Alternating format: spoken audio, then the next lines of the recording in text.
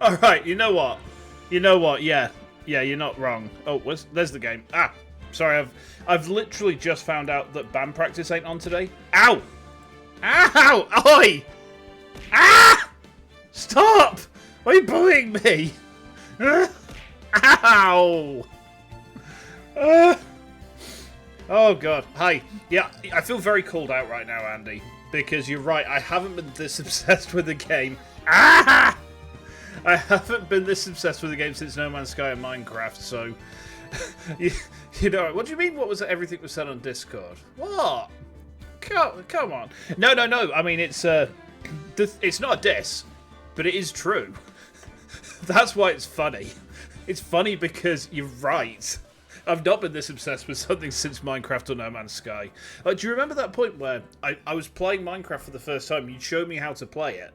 And then I went and racked up more hours on the game in like 28 days than you had in 2 years. I get like this with games. And I've been sat at work all day just thinking, what's going on with that, what's going on with that case? What's going on with those ashes? Are they going to rise? Are these ashes going to rise? He's just given us a testing kit, hasn't he? Hang on, let's have a look at the court record again. Yes, we got, no, that's not what I wanted to look at all. We got fingerprint spray. Fingerprint stuff. Let's have a look at it. It's just fingerprint testing stuff. Have I seen his chessboard? Yes. Where it's literally everything arrayed against one spiky-haired little pawn. Which is kind of strange when you think about it, because if there's no king, how can he still be in play? How can blue still be in play if there's no king? For that matter, we've got a knight, a rook, what looks like a bishop, and a queen. There's no king on the table. Hold on. Is this a reference to other characters? A queen? Yeah, Phoenix there. A knight, a rook, a bishop, and a queen. This is a reference to prosecutors later in the series, isn't it? That's clever. That's clever. I see what they did there. Actually, I kind of like it. Right. Let's head back to the underground parking lot. We need to find somewhere... No, we need to go somewhere with handprints, don't we? And where was handprints be? Well, handprints would be over here. Let's go into the guard station. Oh, Sheriff Officer TJ Hooker's fucked off. Alright, bye then, mate. In the evidence room, then. Ooh, we need to come here. Also, Stardew was since No Man's Sky and Minecraft. You know what? I only recently started getting back to Stardew again. And I've not played it on stream since that one time I booted it back up and started a new save for... Right, I say for some reason. This is the reason. This game is the reason. But when I was ill with COVID the last time, going back to April... And I bought Stardew before, so I had something to play in the evenings when I was chilling downstairs with my wife. And then I got ill with COVID, and all I was doing was playing Stardew. I did like... I got, like, in the space of probably about 2 weeks' worth of actual time, I got to year 3 and got the Iridium cat statue. Still haven't done the Skull Cavern fully. I can't get down the floors quick enough, so I think I just need to use bombs. Anyway... Our investigation turned up a suspicious handprint. It was there. Here, in this blood on the detective's evidence locker. Stairs. Oh, right. Okay. Let's use the secret weapon we just borrowed. I forgot that stairs exist. Okay. Right, let's get started. First, choose a finger. A finger?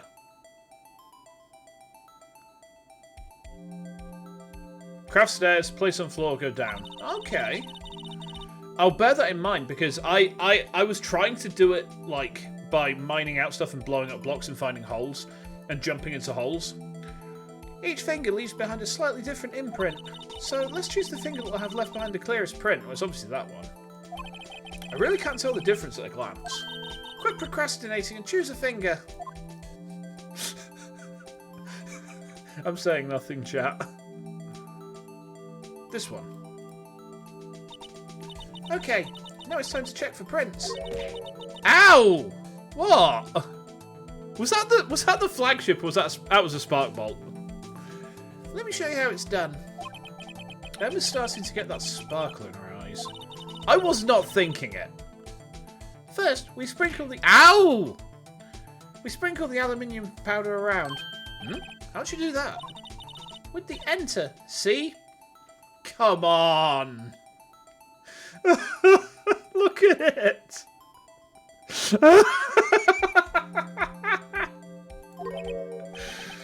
Oh, looks like that did the trick. The aluminium powder adheres completely to the print. Ow! Once the powder is well spread...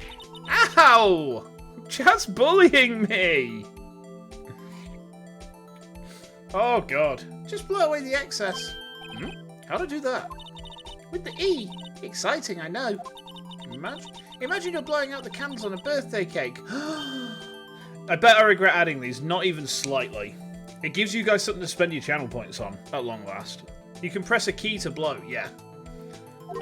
Wow, that looks like fun. Might take some getting used to, though. It's fine. You won't go up your nose or anything. You just pour the powder on thick and blow away the extra. Those are the basics of fingerprinting, Mr. Wright. I guess I better give it a try.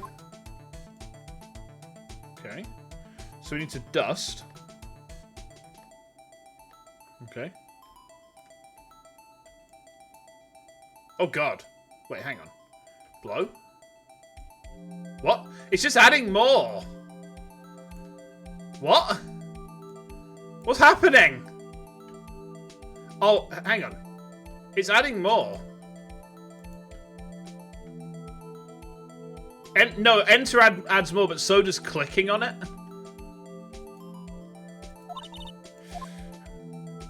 Jesus, that was horrible. What the... do I just need to press E on it? Hang on. Oh, I see. I can use the mouse... I can use the mouse cursor to move it around. I see. So, no, we can use the arrow keys to move the cursor.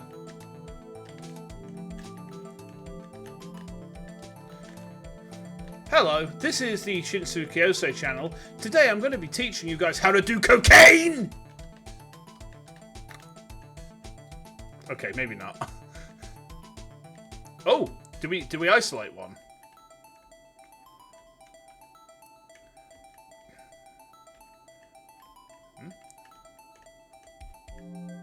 Have we got one? Is this right? Hold on, do I need to... Bottom right. Alright. Bit missing. Yeah, I can't do anything else with that. Look. It just resolves back to that shape. Top. Ah, there we go. Nice one. Ah, you did it. You found one. But this looks nothing like a fingerprint. Oh, now you mention it, I guess it doesn't. What's it mean? I think it means we're out of luck. Out of luck? The person who left this handprint must have worn gloves. Don't tell me we've been wasting our time here. Hey, calm down. That's just the way it goes sometimes for scientific investigations. But it does seem a shame. While we're at it, why don't we look for other prints? Other prints? Looking at the locker door again closely. It's a thumbprint? It seems like there are fingerprints outside the bloody handprint as well. Let's see if we can find a clear print. Fingerprints outside the blood. There's one, like, there. Okay. Okay, time to put some cocaine down again. I never thought that I, a man of the law, would be doing cocaine on stream like this. Ooh! Hello.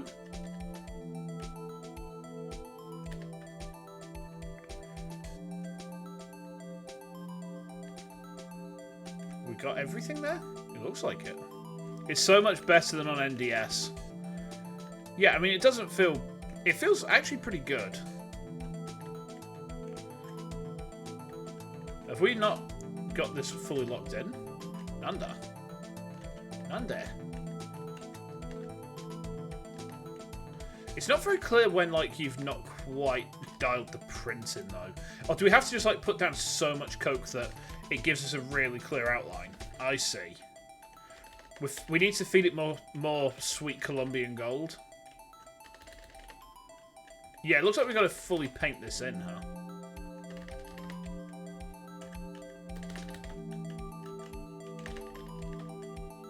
There we go.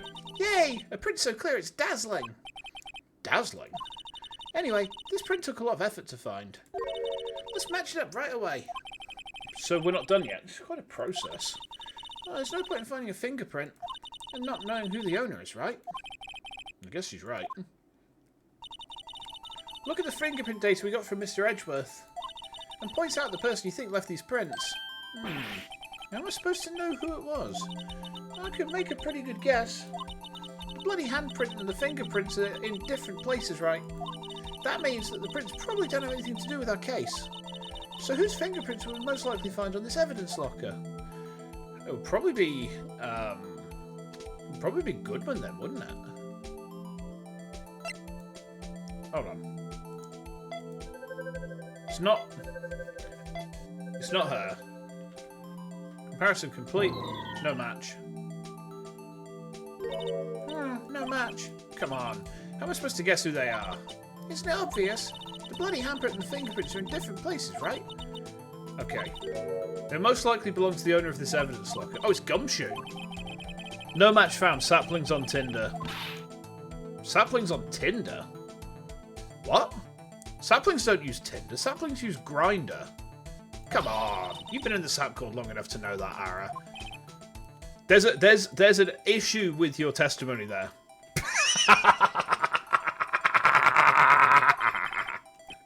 Don't tell the saps I said that, alright? Okay. Who could have left these prints? The owner of the locker. It's none other than Dick Detective.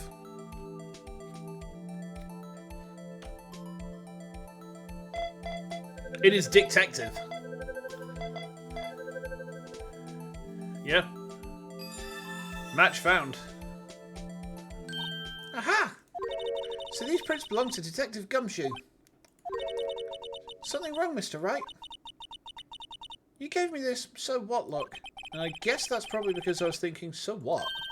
Okay, so we came up with nothing this time, but there's always next time. Sometimes you hit, sometimes you miss. You gotta roll with the punches, Mr. Wright. Thanks for the sympathy. Wait, if I remember correctly, there was one other handprint in his room. Let's check it out. It was over here, wasn't it? We need to use the... we need to use the cum spray. Yeah, it was there.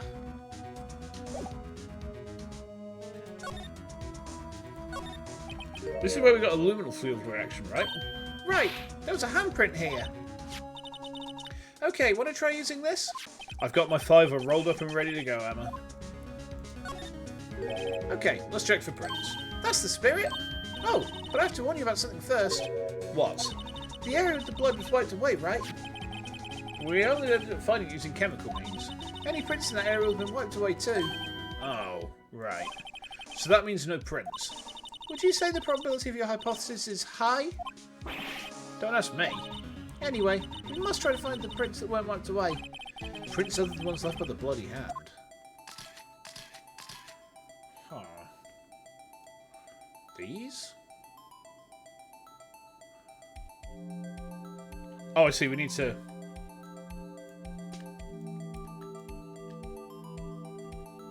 What are these glasses? Do you remember the spectacles of Eros from Blaze Blue? I think they're the spectacles of Eros from Blaze Blue. You know, the ones where literally all of the female characters just fell in love with Ragnar. And Jin was very unhappy about it.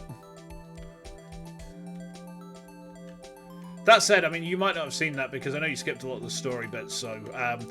it's... Brother! Yeah, it was a recurring gag, so you might have seen it. I don't know.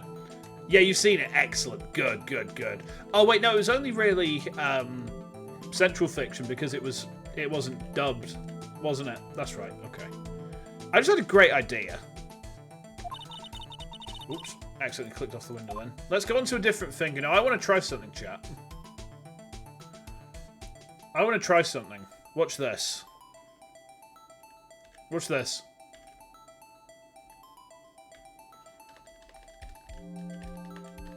We're literally cutting ourselves a line here, chat. Do you see? Alright. Looks good to me. Okay, here we go, chat.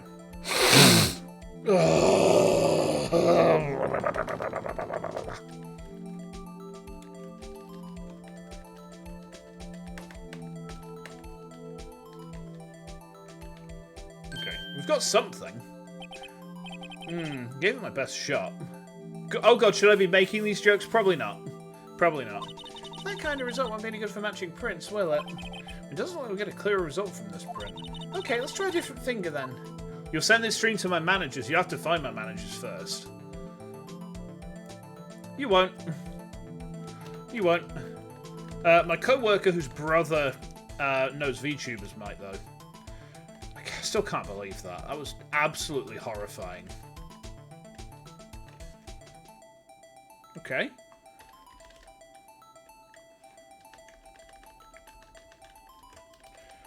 It's a pretty clear fingerprint.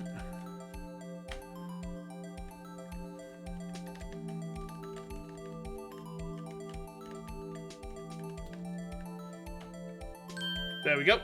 We got it. So... hold on.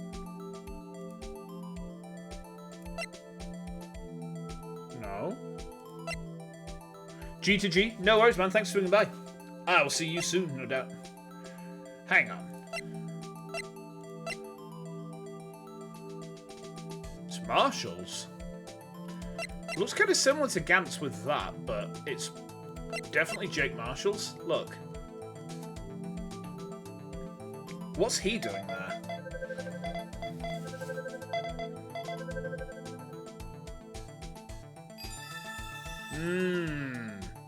Curious. Hey, these fingerprints, they... Whose are they? Whose? Is it someone I know? It's Officer Marshall. Huh? Officer Jake Marshall. Okay. That's got to be a coincidence. He's not involved in the crime. Emma. This is decidedly different from Detective Gumshoe's prints. The luminol reaction. The blood and the fingerprints are in the same place. Oh! Oh!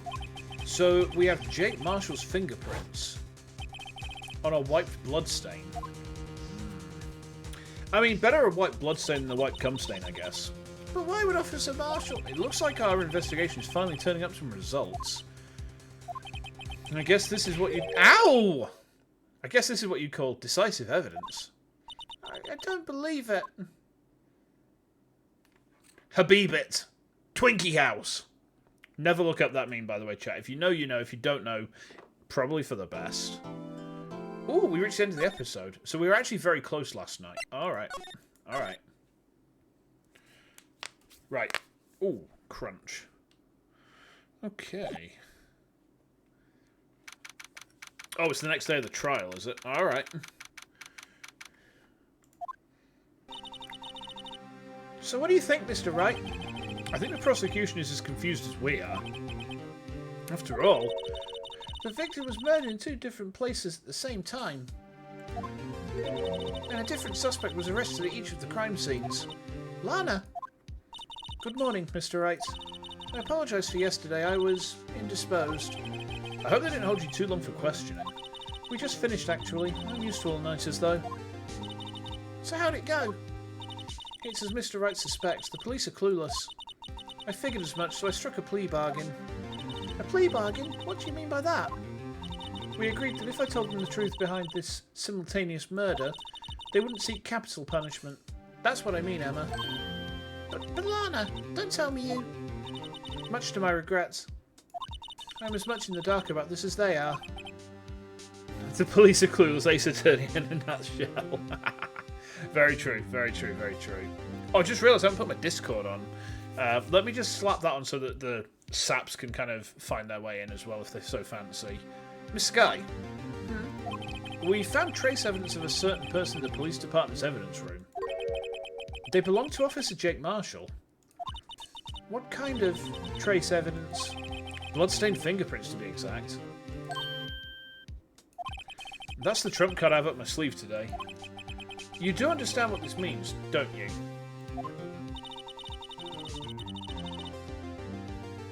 In order to defend my sister, you're going to accuse Mr. Marshall. We have to play the cards we're dealt. Isn't that right, Miss Sky? 1 second. Just drop that. Do what you have to do, Mr. Wright.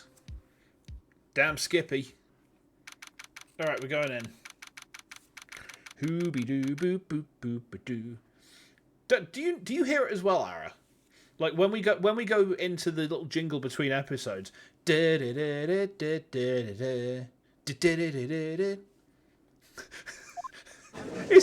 let me stay here.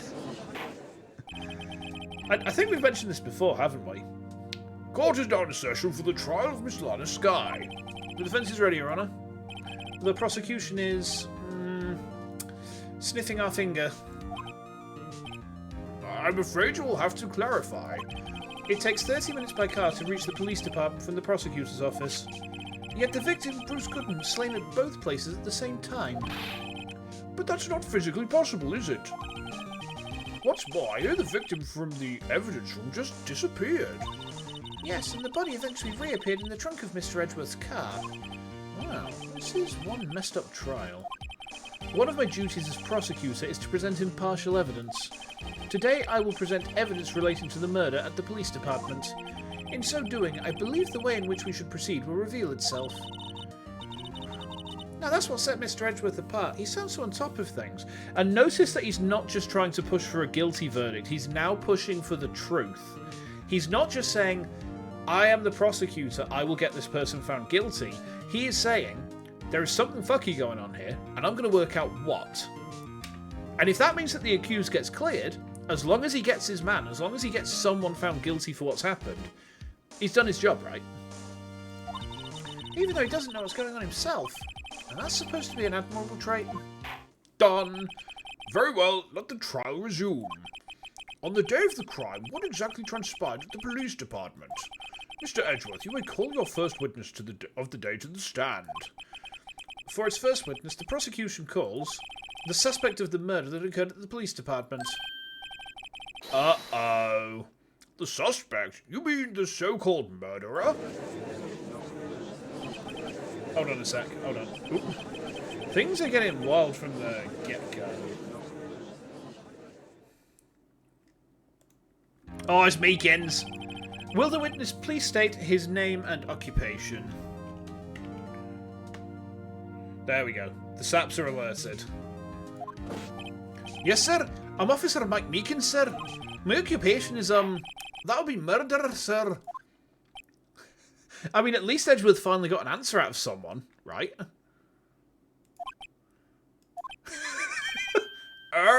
So you're telling us you're a professional killer? Sir, it was me, sir. I'm the one who did it. I'll never kill anyone again, sir. You've got to believe me, sir. Actually, what we'd like to hear from you is... Sir, I'm what you would call part of the younger generation, sir. A person who actions adults can't possibly comprehend. Please, Mr. Edgeworth, sir, help me, sir. Officer Meekins. Yes, sir? Give us your report of the crime. Consider that an order. Yes, sir, as you wish. After all, I'm part of a generation that must be told what to do, sir. Is he supposed to just be like an idiot zoomer? You can't fault him for a lack of enthusiasm.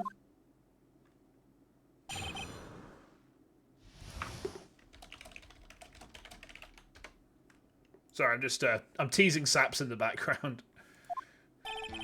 Although it's not my normal duty, I was assigned to guard the evidence room that day. I spotted a suspicious man on the security screen and rushed into the room. I was only what I was doing what I was trying to do, sir. I was suddenly attacked. I fought for my life. Then I did it. After that, I passed out until another officer smacked me awake. So the victim, Detective Goodman, attacked you? Doing to others before they do unto ye. That's the Meekins family motto, sir. I see. Then you fainted and a colleague helped you regain consciousness. Yes, sir. He knocked me upside the head, sir. Very well. The defence may begin its cross-examination. What I need here is more info to work with. So we need to press him, don't we? So it's not his normal duty, so we press here. Okay. Mr. Meekins, you work in the General Affairs Department, do you not? Yes, sir. I'm in charge of hiring new recruits, sir. Yikes, now there's a scary thought. Evidence transfer was taking place on the day of the crime, which meant many officers were given special tasks not ordinarily performed. I was in charge of guarding the Blue Badger, sir. The Blue Badger? Yes, sir. The lovely police mascot created by the Chief of Detectives, sir. was to ensure it wasn't broken during the transfer process. That was my sole mission for the day, sir.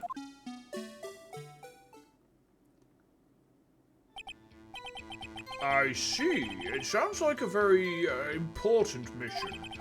After the award ceremony finished that day, there were so many people running around that I relocated the Blue Badger to the evidence room. Hey Hades, welcome. Oh, so that's why you went to the evidence room. Tell us, what did you see when you got there? Okay, so he spots a suspicious man on the security screen. In order to enter the evidence room, you need an ID card, am I correct? Precisely, sir. I have one right here around my neck. So then, your ID number should be listed on here, right?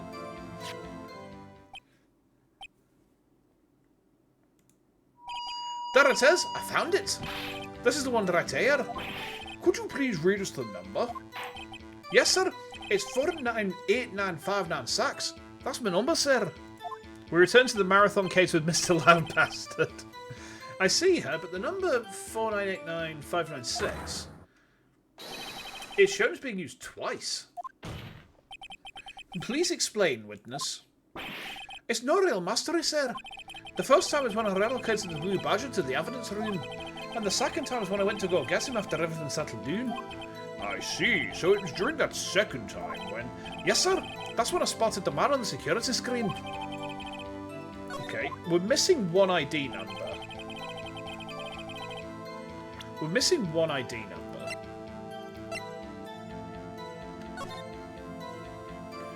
Who is 77s? Who is 77s? That's... I think that this is going to be kind of important. Also, 420. Wait, is this a weed deal? Is this a weed deal, chat? We've already been doing cocaine on stream. Now we've got a weed deal going on at 420. I feel like I'm going to get bonked, chat. Alright. So, you were attacked. Can you please tell us exactly what happened to you? It was a knife, sir. A knife? Detective Goodman put a knife on you. What happened then? Do I want to get bonked? No. Well, with me charging in about that, he looked as surprised as I was. You're not exactly the kind of person someone would want to run into. That's when I reacted, sir. I swung my arms like an octopus, struggling to detain him. That's how I got this gash on my hand. Maybe if you just kept your cool, your hand wouldn't be... When I saw the blood trickling down my arm, I panicked. I grabbed the man by his collar. He fought for his life, then he did. What exactly do you mean when you say you did it? The Macarena? Hey, Macarena, aye. I know I don't look the type, but I'm really into Kung Fu films, sir. The man let his guard down for just an instant, so I snatched his knee from him. You took his knife. I spun him around and performed a disarming maneuver. I made sure to close my eyes like a man. I see. He must have been desperate. The next thing I knew, his white coat was drenched in a sea of my blood, and then the next thing I knew... Yes? He punched me right in my face, sir. I can't believe someone would punch Meekins in the face. About what time do you regain consciousness? No offence, sir. How am I supposed to do that? I was unconscious. Ah, right. According to the report from the officer that woke up the witness, it was about 5:30. He hit me right in the head too. I woke up crying tears of pain. That's nice. I mean, it's nice that you recovered, that is. Even the judge is sick of this guy. When I carry on, I made sure to finish my mission, sir. Your mission? Yes, sir. The Blue Badger, sir. I returned it to the entrance before things got out of hand. There's some damage to the Blue Badger, wasn't there? Well, we can rest easy now. I believe we now have a fairly accurate picture of what happened. Yes, Your Honour. Only one thing remains unclear. Was the man this officer murdered really the victim? He's got a point. Yes, Officer Meekins? With regard to that, sir, take a look at that. It was sent to my jail cell. Chief Gant delivered it to me just this morning, sir. The Chief delivered it? What is that? A videotape? Yes, sir. That's absolutely right, sir. A videotape, sir. It contains footage from the security camera in the evidence room. We didn't see a security camera in there. What? But I specifically asked if there was such a tape and was told it had been mistakenly erased. That's quite a mistake. I just do what I'm told, sir. It's the only thing we're really good at. Looks like communication with the police department is as good as ever. Well then, let's have a look. Show us the video of you murdering the victim. Oh, please stop using that word murder, sir. It scares me. A video of a real murder. Just what are we getting ourselves into? We're going to watch a snuff film, chat. Alright. Plot. Oh, I saw that on Discord, Ara.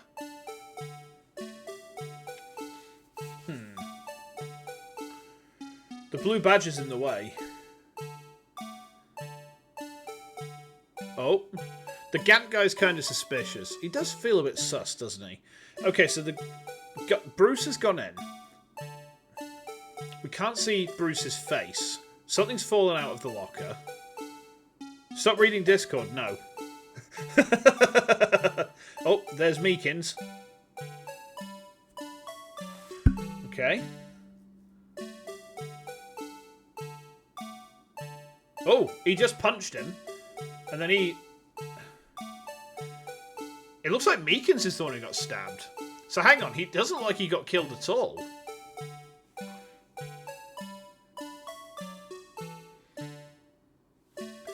There's no one there but Meekins. There's no one in there but Meekins. You can only see the blue trauma. Is that what you're going to start calling me? Okay, I'll behave. Well, I believe we're all thinking the same thing. How can we deal with these unsettling feelings stirred within us? What the hell was that wriggling piece of plywood? Sir, that's the pride and joy of the entire Criminal Affairs Department, sir. It's the Blue Badger, sir. Why am I not surprised this isn't going smoothly? Yes, well, anyway. This tape seems to prove that the witness did indeed encounter someone in the evidence room, and some sort of activity did take place. Your Honour, instead of relying on clearly incomplete footage, the witness's testimony will suffice. Is that all right with you, Officer Meekins? Yes, sir. As you wish, sir. So the actual footage gave us dick bugger all. His face can't be clearly seen in the video, but there's no question that the other person was Detective Goodman, sir. I mean, he opened the locker, which required Detective Goodman's fingerprint to do. The locker he opened is unquestionably Detective Goodman's locker, sir. So it must be him. No one else could have unlocked it. But we already know that they can be hacked into. What's this about a fingerprint? Each detective has been given a locker equipped with a fingerprint-activated lock. These locks ensure that each locker can only be opened by the detective it belongs to. Intriguing. That would mean the victim at the crime scene would have to have been Detective Goodman.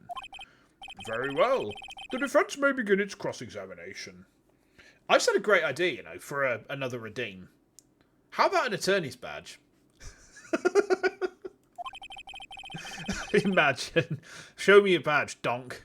I don't know where this cross-examination will lead, but everything begins with contradictions. That's where we have to start. Okay. So we're looking for a contradiction this time, huh? We'll save there.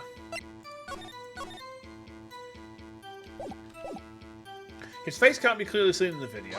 Hold it. Tell me, were you able to get a good look at him? At the face of the man who attacked you with a knife? Sir, if you must label people as having seen or not seen the man's face, I believe I would be classified as the latter. The latter, but you were standing right in front of him, were you not? More to the point, you are the person who fought him, aren't you? Oh, yes, sir, but I didn't get a clear look at his face, sir. I'm not the kind of guy who looks directly at people when they're talking with them, you see. Yeah, that's a good trait for a police officer. Still, I'm sure it was him. I put my badge on it. There's no question that the other person was detective. Are you sure? But you don't know that for sure, do you? You never actually saw Detective Goodman's face. Well, I suppose you might say that. That is, if must label people as having seen or not seen it. Since his face can't be identified in the video, only you can verify it. Why is everyone looking at me? If I had to label the stars as disturbing or... Meekins. Having been shown a questionable video at best, we are not in the best of moods. Now please, be more certain when you testify. Yes, sir? You claim that the man who brandished a knife on you was Bruce Goodman. Tell us why you are positive it was him.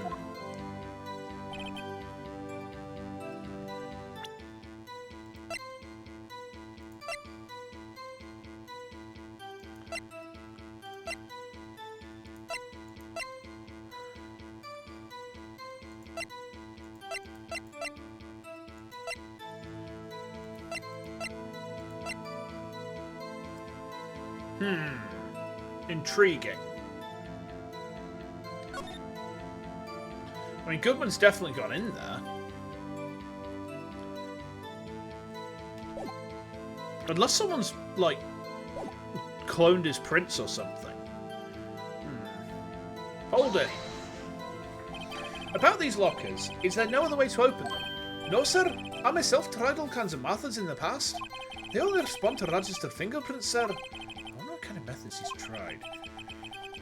If the man opened the locker's lock which only responds to its registered fingerprints, then he must be the person the locker was assigned to. Exactly my point, sir. Is it? Are you sure? How do you know that information? I've heard rumours, sir, from people in the news, sir. People in the know. The workers in the department cafeteria, sir, they keep me informed. They also listen to my romantic troubles, sir. Oh god, could you imagine someone with his chin on top of you? Jesus wept. Someone steal his speaker. No. For the record, the open locker did indeed belong to Detective Goodman.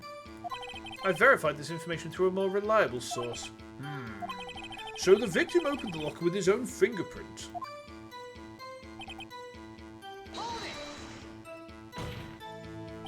However, the most important detail is not shown in this video, the man's face. Sir? If I may say something, sir. Please do. After all, you're the one being examined. I don't understand why the man's face is so important in this case, sir. It was his hand that opened the fingerprint lock. It was his hand that tried to thrust a knife into my body, sir. The unsettled state can testify enough to this, sir. Yes, you have a point. The footage doesn't lie. That is... unless the defence can find a problem with it. Mr. Wright, let's check the court record again. Is there a problem with the video?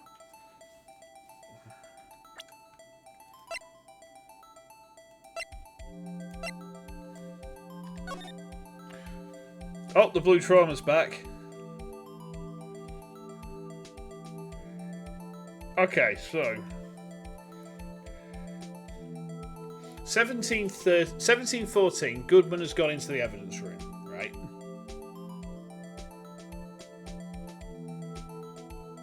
Okay. He's at the locker. He's the glove's fallen out.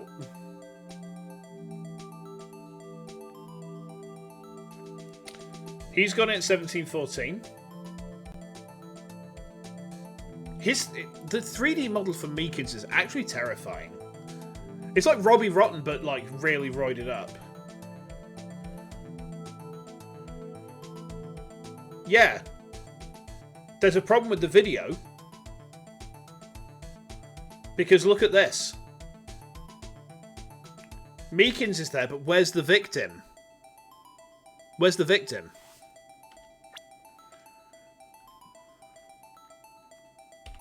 We should save there, because I'm pretty certain I know what the problem is, and I'm pretty sure it's that. There's two things to see. There's two things to see. One of them is Meekins is the one. Meekins attacks him. The detective Goodman spins him round. Meekins holds up his hand, stabs him in the hand, and then the camera pans back and it goes back. There's no footage of the victim leaving. There's no body for the victim. Meekins is there, but there's no body. There's no footage of the victim leaving, right? And there's also the rubber glove that falls out. Now, yeah, there is a problem. Regarding the video contained on this tape, there's one thing in particular that seems rather strange. Strange? This contradiction leads to the possibility that the man may not have been Detective Goodman. What? This video contains such a contradiction? Interesting. Your Honour, I have a proposal. Yes, Mr. Edgeworth? I propose we have the defence point out to us this alleged contradiction in the video. He would want me to point it out. Very well, proposal accepted. Let us further inspect this piece of evidence. Hold on. We save again. Look closely, there's a detail. Hold on. Let's check this.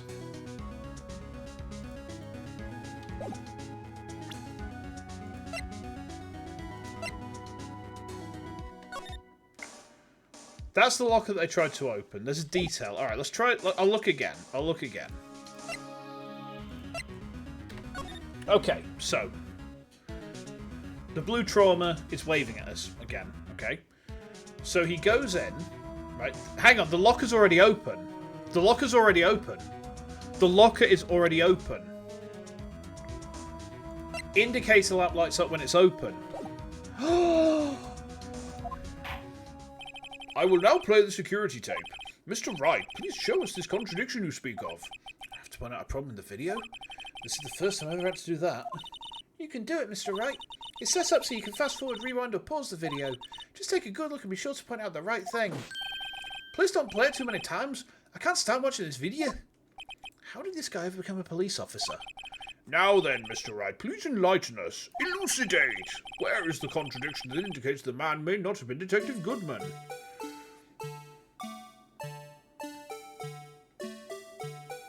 Okay, so backspace is pause. It's there.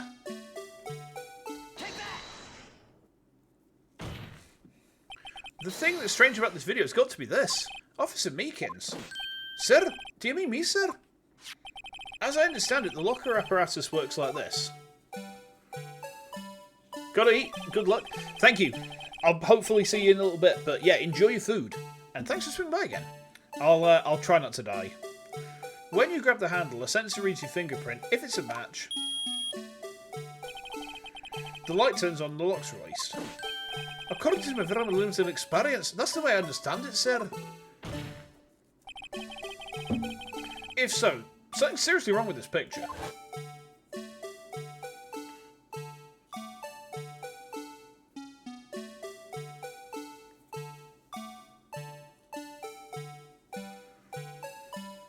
We're vibing. This is almost as good as Gumshoe's theme. That's an outright lie. Okay. When the victim reaches for the handle to open the locker, let's rewind to a little earlier.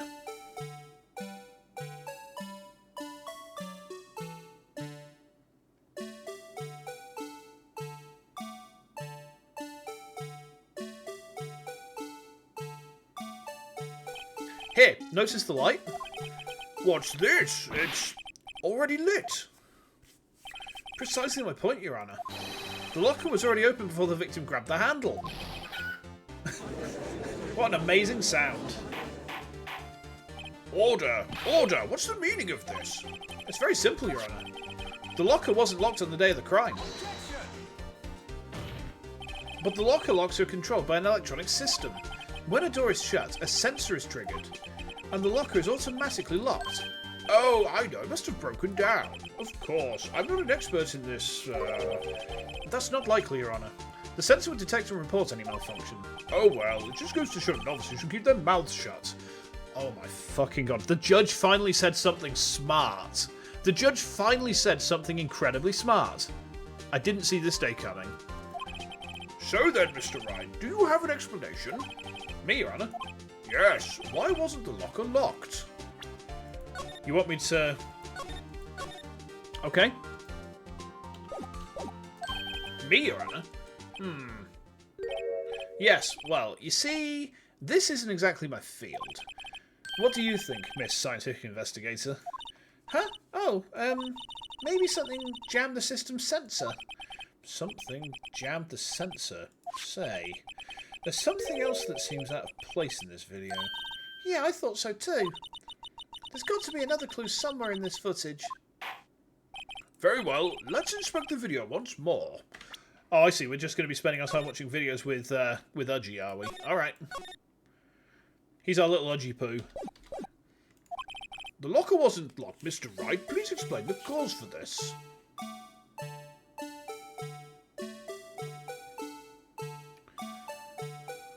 It's the glove, isn't it?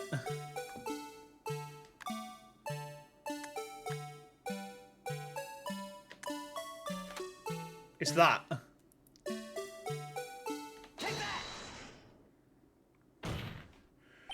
Please watch closely. This is the continuation of the part I showed you earlier. Wow, we're going to have to see that thing a lot, aren't we? Just staring into our souls, going backwards and forwards and backwards and forwards and backwards and forwards. There. What's this?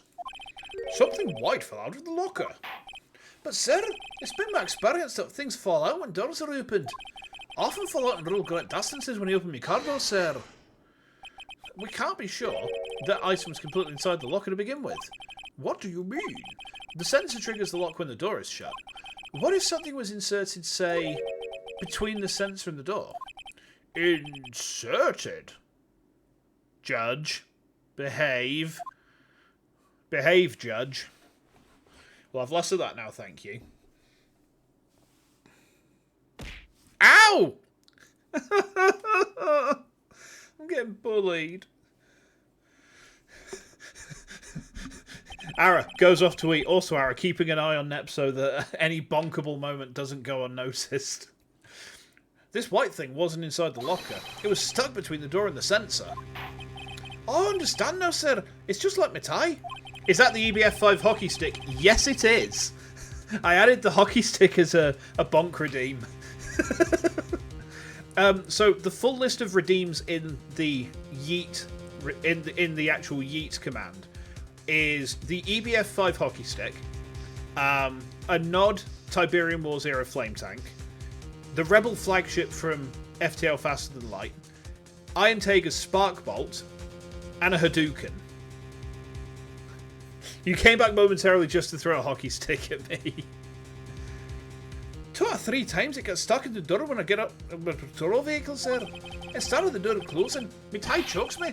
But the object would have to be extremely thin to fit in the door. Not only that, it would have to block electrical currents. It would need to be an insulator. It's the rubber glove, isn't it? Yes, an insulator, but at the crime scene. There just might have been something that fits the description. But sir, by insulator, you don't man... I think I finally got this figured out. Very well. Will the defense please present the relevant evidence? What was this insulator that was stuck in the locker door? Rubber glove. It's this. I found this near the locker, a thin rubber glove. But we can't be sure that was in the victim's locker. It has a tag that says SL9 incident. The video seems to depict the victim opening the locker, but that isn't the case. The lit lamp attests to this. On the day of the crime, even I could have opened that locker. Is this not so, Officer Meekins? Sir, it would appear so, sir. Order! Order! Order! So we are to believe then that the victim, whom this witness stabbed in the evidence room, was not Detective Goodman. Do not be misled, Your Honour. What do you mean, Mr. Edgeworth? The defence has merely demonstrated that possibility and nothing more. The victim in the video was indeed Bruce Goodman. The prosecution will offer one more testimony to prove this. What? Officer Meekins, please testify about this. Sir? Me, sir? I'm not sure what you're referring to, sir. Oh, you mean that, sir? Of course, sir. Is this a joke? Very well, begin your testimony. Come on down and testify. There's one other thing that proves the man was Detective Goodman, sir. Turn to the evidence room. One must use their ID card. When an ID card is used, there's a record of it. At the time of the crime, the detective had used his card. I mean, we found a card at the scene of the accident.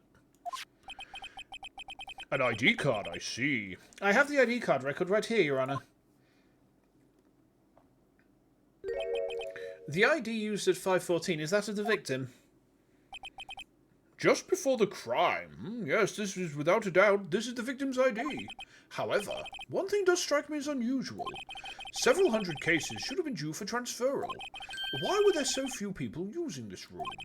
This particular evidence room is only used for storing certain special cases. Special cases? Extremely violent cases involving police staff. Oh, yes, because he's technically police staff. Right, got you. I was wondering why his case was in there. You know, the evidence, like, from when Gumshoe gave us the metal detector and whatnot. But, yeah. Just hearing that makes my hair stand on end. Me too. It doesn't make much of a difference. There were only a few cases up for transferal there, and most were cleared up by noon. Right, I see. Now, let us move on to the cross-examination. Okay.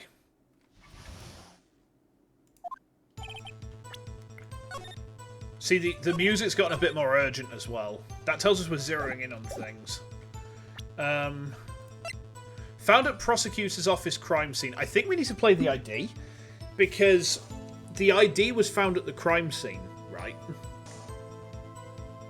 The prosecutor's office crime scene. How could he have been murdered at the prosecutor's office? What tells us it was Goodman using his card? It could have been stolen.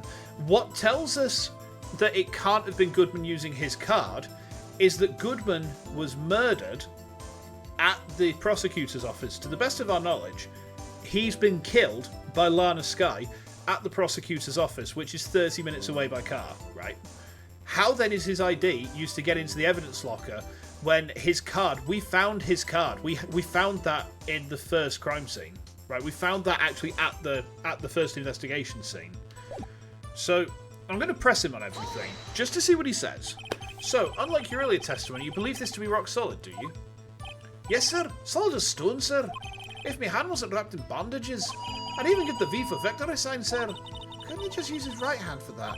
Let's hear him out fully. As we've seen, one never knows what he might say until the very last second. Okay. Is that card hanging from your neck up one of those ID cards? Yes, sir. This card dark next to my cuff, sir. I keep it here so I won't ever forget it. But what if someone were to steal it from you, keeping it out in the open like that? Maybe I shouldn't wear it around my neck. But I remember when I said 2 out of 3 times my tie gets stuck when I get out of my car. Well, the remaining time, it's my ID card that gets stuck. Instead of the door closing, my ID card chokes me. Maybe I should just leave this one alone. At any rate, each police officer has only one ID card. Both the police department and prosecutor's office can attest to this. Please proceed with your testimony. Okay. We know that there's a record of the ID card, right? Let it be noted that this is the record the witness referred to. Let me see. Yes, that would be it. Detective Goodman. What's the matter? According to this, Mr. Edgeworth, your name is on here. So it is, Your Honour. Not that prosecutor again. Hey, maybe he's behind all this. Being a prosecutor, you can hide the evidence. Mommy, is that man in blue a murderer? Shh, don't stare at him. You've got the wrong colour, kid. It would seem the inquiry committee will want to speak with you again today. I have nothing to be ashamed of regarding my actions or their consequences. For now, let us continue with the cross-examination. Poor Mr. Edgeworth. It must be so difficult for him. I think we press and then we present the ID card, because look at this. Died within an hour and a half of 4 PM, right? Okay. Now, parking lot floor plans. Okay.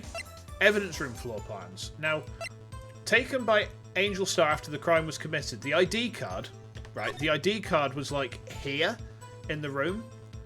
So there was a wallet down here, and there was an ID card in the wallet, and it was basically there, right? It was basically there. Now, he can't have used his ID card in 2 places at once if there is only one ID card. Therefore, someone's cloned it. Someone's cloned it. We press. Earlier, I believe you testified that when you asked the man to show his ID card, he pulled a knife on you. Yes, sir. He didn't show me any ID card, sir. Don't you think that's odd? I mean, if he had his ID card, all he had to do was show it to you. There wouldn't be any reason to draw a knife. Maybe he just panicked. Everything stems from contradictions. Let's point them out. Mr. Wright, what do you think? I'm confused. What? The problem with this ID card test when it's far too obvious. It's not like Edgeworth to miss something like this. You're thinking too hard about it. Come on, let's show them what we've got. So I think we need to... give him the ID card that's at the scene of the... like, the murder scene, right? We give him the ID card at the other murder scene. Yes, it is the obvious one. Okay. Wait one moment, Officer Meekins. I'm not good at waiting, sir. I have the victim's ID card right here. I found it at the crime scene. That makes sense. But when I say crime scene, I'm not referring to the evidence room at the police department. I mean the other crime scene. The underground parking lot, the prosecutor's office. Your Honour, I have one more piece of evidence to present. It's a very important clue regarding the victim's ID card. Our lost item report, it's only half completed. But it shows that Detective Goodman had lost something on the day of the crime. Something important enough to fill out this report. Let me guess, you believe this something to be his ID card, right? I can't say for sure, but there is a high probability. On the day of the crime, Detective Goodman was not carrying his card. Order! Order! So now, what does this all mean? Let me cook a second, chat. Let me cook a second. So... I think, let's have a look at this. Now, every single officer that we've spoken to so far has remembered their own ID number, right? Every single officer has remembered their own ID number. They can recite them off by heart, okay? Now, take a look at this. Take a look at this. First digit is correct. Second digit, scribbled out, right? I think whoever has not had the ID card has tried to fill this out and pretended to be Bruce Goodman. We didn't get a look at their face, remember? I think this is fake. I don't think this is real. I don't think this is real. I could be ass wrong with that, but it can only mean one thing. It doesn't even require much thought. The man Officer Meekins encountered in the evidence room was not Detective Goodman, but the man who stole his ID card. Oh, for fuck's sake. I just cooked that for 5 fucking minutes and you say it takes no thought. Damn it, Phoenix. Order! Order! Order! Does the prosecution have a response? I have only one thing to say to the defence. Bravo, Mr. Wright. Bravo. Allow me to summarise the defence's argument. At 5:15 PM on the day of the crime, the man in the evidence room Officer Meekins encountered was not Detective Goodman. There are 2 grounds to support this. First, the locker in the evidence room was already unlocked. Second, the victim lost his ID card. Am I correct so far, Mr. Wright? Yes. What's he up to? That being the case, we must inevitably arrive at a single conclusion. If the victim in this video is a fake, then the murder in the evidence room is also fake. In other words, the security camera does not show the instant of the murder. Ah, that is... well, I guess that's right. Is something wrong, Mr. Wright? Only moments ago you seemed content to be pointing your finger around. This isn't going to end well. He sniffs his finger again. Well, well, it seems you've finally realised exactly what you've gone to such lengths to prove. Explain yourself, Mr. Edgeworth. The defence has already done the explaining for me. The victim in this video is a fake, which means a murder did not take place at the police department at 5:15 on the day of the crime. So the real crime could only take place at one location, the underground parking lot at the prosecutor's office, the murderer being Miss Lana Skye, the defendant. The evidence is compelling. A trustworthy witness observed the moment the defendant used the murder weapon. Ooh. That's not good. I knew that testimony was way too shabby. It was all a trap from the beginning. The activity in the evidence room... Ow! Ow! Ow!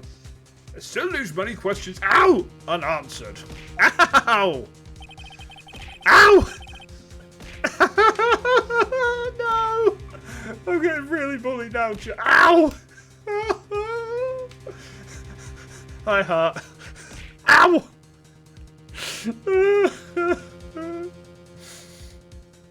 Who exactly... Ow! Was the victim Officer Meekins encountered? And where did this person disappear to? However, this trial's This trial's purpose is to examine only the murder of Detective Goodman. Just so, Your Honor. Mr. Wright, you have to do something, or else Lana... What do I do? How am I supposed to make myself out of this mess? Hold on. We can't wait to see what happens, can we? So, evidence law says we have to tie the two things to each other. I think we need to tie the glove together. We tie the glove together with this, because this was found in the car trunk. This was found in the police in the police department.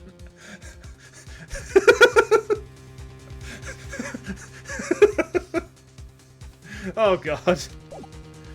Okay, object. Objection! One moment, Your Honor. What now, Mr. Wright? Don't tell me you're objecting to what you've just proven. Of course not, but almost walked right into the prosecution's trap. What are you talking about?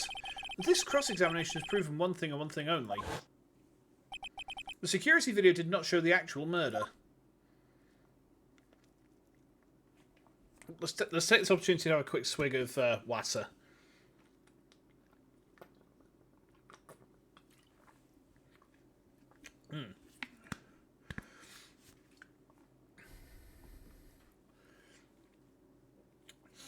Watame? What can I your name? However, it cannot be said that it is unrelated to the murder in the parking lot. Specifically, large amounts of blood traces were found in the evidence room. The defence demands further examination into the truth of the matter. Mr. Edgeworth. Yes, Your Honour. If this court were to examine this further, other witnesses will be necessary. Is the prosecution prepared? I'm sorry, Your Honour. The prosecution considered the incident at the police department to be unrelated.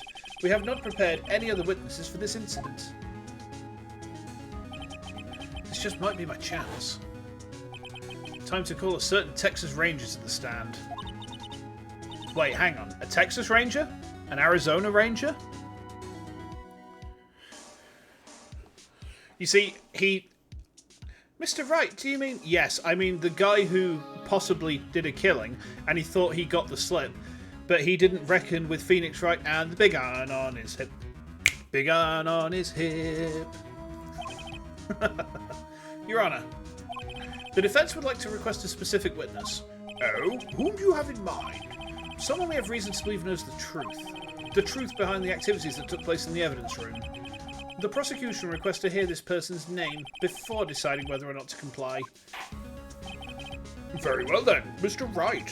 This person whom we would have testify. What is his or her name? Oh, if only we could request the judge. A certain Texas Ranger. Officer Jake Marshall. Why him? Can't Edgeworth know everything just yet. Watam D's nuts? No, obviously not. He's in charge of the evidence room. I feel we should hear what he has to say. The prosecution agrees to the defence's request. Since he was responsible for guarding the room, we should hear his testimony. Fortunately, he works in the police department. We shouldn't need longer than 20 minutes to prepare. Very well. The court will take a 30-minute recess while the witness is subpoenaed. Will the prosecution please prepare the witness during this time? Ow! Welcome back, Ara. I can't believe you just threw the rebel flagship at my head. I gotta say, I'm quite happy that Redeem came out as well as it did do. Court is now in recess. Got a whole final boss chucked at my face. I know. I know. And I couldn't even take out the missile room. I mean, something that Ara will attest to is I have a very specific playstyle when it comes to dealing with the Rebel flagship. I set everything on fire. I set the missile room on fire. I set the laser room on fire. Is it the laser room?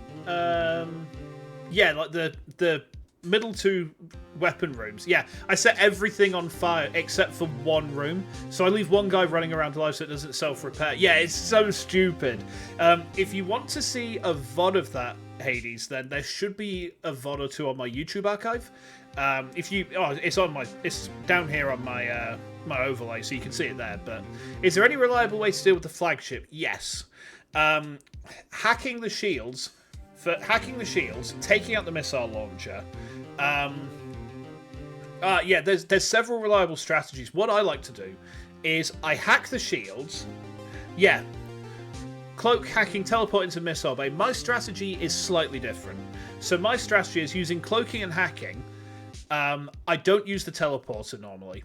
What I do is I use fire bombs and put them into the missile bay. Because the fire bombs do loads of damage to the crew guy in there. Now, whilst he is kind of trying to fix things, you can teleport another firebomb in, kill him, the fire will kill the missile launcher. So the only risk is that you might take a missile to the chops whilst it's between cycles, which is why the cloaking's there. But it works. And once the missile launcher's down and he's dead, you don't need to worry about repairs unless you're on hard. So you can just keep teleporting bombs in there every round. Well, aside from when it's got the super shield anyway. There's no stopping you, is there, Mr. Wright? Hmm? What do you mean? You called for Jake Marshall. It seems you've figured everything out. I haven't figured anything out. Lana, you're the one who knows everything.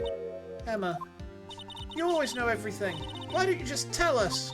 Mr. Wright is trying his hardest to protect you. I don't recall ever asking for his protection.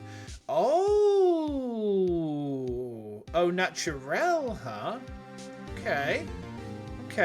I can dig. How can you be so cold? Don't you trust us? Ow! Don't you trust... Ow! Me? Ow! Hope I'm not interrupting anything, pals. We're having a three-way with Gumshoe now. Okay. I guess I am. Come back later. Wait, Detective Gumshoe, what is it? Ow! You've got a lot of nerve, pal, making a detective run around while on duty. And to top it off, you called me. I've seen happy people at funerals. Sorry, Detective. You better be, pal. Hey. I didn't see you there, Chief Prosecutor Sky. That's okay. So, have you brought what I asked? You mean this, right? My apologies, Detective. Due to my present circumstances, I was forced to use Mr. Wright's name when making my request. My name? Never in a million years would I have thought it was you who asked me. Could I bother you to bring me the SL9 incident files? I'll need them by noon. Talk about crazy. The SL9 incident? But Lana, that's... I thought Mr. Wright might need them, so I had them brought here. Here, you might do well to read them. I can't believe you. The Chief Prosecutor were a witness in that case. Miss Sky was a witness? The Joe Dark killing sold 2 years ago. Okay. Gumchad. Yeah, we stand the Gumchad. Take it from me. You don't want anything to do with serial murders. Oh, what? Now I've brought you stuff. You're just going to ignore me? Emma, but why? Why is your name in here? What? Why is my name in there? I don't know. Unless... No, it couldn't be. Lana, this SL9 is that... That's the classification number the police filed it under. 2 years ago. The rest of the world knew it as the Joe Dark killings. The Joe Dark... No, Lana. That's over with. No! What? Emma, wait. She ran away. You know what? I just remembered. I've got to be somewhere. Sorry, pal. I'm out of here. The fuck? Jake Marshall, Angel Starr, Damon Gant, Miles Edgeworth. Not to mention Lana and Emma. I'm going to have a look at this now. You would do well to read them. Incident number SO9. Closed. Perpetrator, Joe Dark. Crime, serial murder. Sentence, death. Victims, Edward Jones, Jason Knight, Edith Kirby, Rachel Moss, Jeb Bates. Jeb Sweep is not happening in America anymore. The Jeb Sweep is gone. Neil Marshall. Okay. Trial data. Head prosecutor, Miles Edgeworth. Witnesses, Lana and Emma Skye. Investigation task force. Executive investigators, Damon Gant and Lana Skye. How can Lana be a witness and part of the prosecution? Oh, sorry, an investigator and a witness at the same time. Sorry, that's a conflict of interest. She can't be both. Head investigator Bruce Goodman, investigators Jake Marshall and Angel Starr. Oh, hold on. Hang on. Net be cooking. Hold on. Let me cook, chat. Let me cook. So,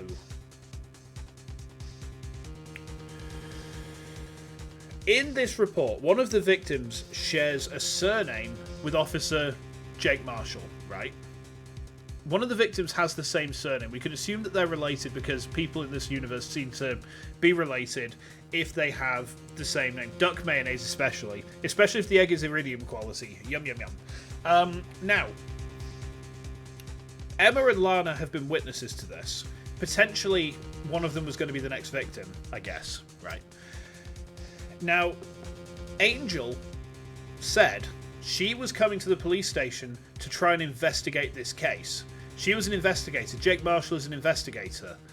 Bruce Goodman was the head investigator. His locker is the one with where the evidence was in. It was being transferred because it's transferal day. What better time would there be for one of these two to go in and try and get that evidence to try and see if the resolution on this case was correct, right? It can't be Angel because the figure was very clearly a man without booba. The only person I can bring myself to a conclusion on is the guy in the evidence room is Jake. His bloody fingerprint was in there.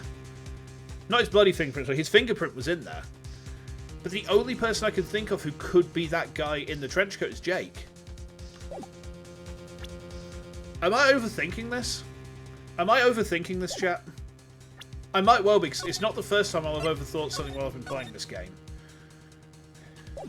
Am I? And he would have a motive as well, yeah. That's the thing, I'm second-guessing myself all the fucking time. Everyone involved in this case is connected to those killings 2 years ago. This can't be just a coincidence. Knowing you just might be able to figure it out. Time to get back to the trial, Mr. Wright. Best of luck. Better take a good look at this file. I already have done. Doobie doobie doop boop. Here it comes. Wait, listen.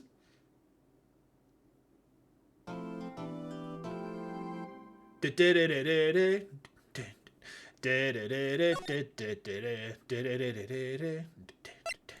hear it, don't you? Yes. Now, don't you think that song would be so much better if it was sung in a really broad Yorkshire accent? I don't actually know how the lyrics go because I don't speak Japanese, so it was like, in evergreen trees, there's a Kirin. She is walking round in forest with a sapling. No, it doesn't really work, does it? I don't my voice is far too deep. Far too deep. I think it would be kind of funny though, right? Like, imagine if Stars did a cover of, like, a live song and vice versa. Imagine in French.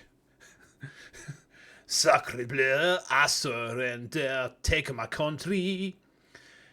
We will have a resistance, but no Joan of Arc Barbie. I'm sorry. You walked into it. Yes, you did.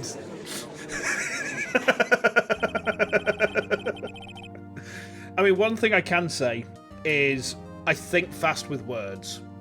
So be very careful in trying to engage me with wordplay because I can normally pull something around there. I can normally turn it about. The court will now reconvene for the trial of Miss Lana Skye. Emma didn't come back. Allow me to call the next witness to the stand. The officer in charge of guarding the evidence room on the day of the crime. I'm a lawyer. Wordplay against you is suicide. Very true. Very true. Witness, please state your name and occupation. He's drinking whiskey in the court. Me, partner? Oh, I'm just a man, same as you, wandering the trails of civilization. Occasionally helping the elderly crossing intersections when needed. Yes, we get it. Oh, I know. You're a patrolman. As for my name, if you listen hard enough, you can hear the howling wind calling it out. To be exact, it's Jake Marshall, Your Honor. Howling wind? Hold on. Hang on. I know this. I know this word. So a howling wind would be Nakikaze, I think. Because just going back to Chiller's art, Inunaki means howling dog. Inu is dog, Naki is howling. Inunaki is howling dog. Now, wind is Kaze, right? So, you know, Kamikaze is God wind. It's the divine wind. Therefore, howling wind has to be Nakikaze. Is his name Nakikaze in Japanese? I don't actually know the answer to this. Is his name in Japanese Nakikaze? Spelt thusly. I'll put it in chat. Tell me if that's right. If I'm right, I'm going to give myself a shot of Jägermeister when I'm done streaming tonight. Now, Mr. Marshall, let me ask you something. You were in charge of guarding the evidence room on the day the crime took place. Is this correct? According to the papers, partner. What do you mean? Kyosuke Zaimon. Oh, God. Wait, hang on. So after Phoenix Wright... Hang on. His name is Kyosuke Zaimon. So after Phoenix Wright, Officer Marshall goes on to become the guide character in Genshin? What? I didn't see that coming. Desperado's soul's as boundless as the desert sands. No paper can sum it up. Maybe it's best we just get on with this quickly. Please share with us your testimony with the day of the crime. In plain old English. I just realised that the judge's voice is like, there's something about the way I do the judge's voice. It's starting to raise my eyebrow a bit, and I can't pinpoint why. Is it because is it Bane from Batman? You merely adopted the law. I was born in it, melded by it. I didn't see a gavel until I was already a man. My job was to keep a wary eye on that bone archer. They said it was supposed to make rounds 3 times a day, but that ain't my style. Besides, we were protected by 2 security systems anyway. If I remember right, I was at a street-side saloon at the time it went down. I'm just an innocent traveling man, so you're out of ammo at the time I hit the trail.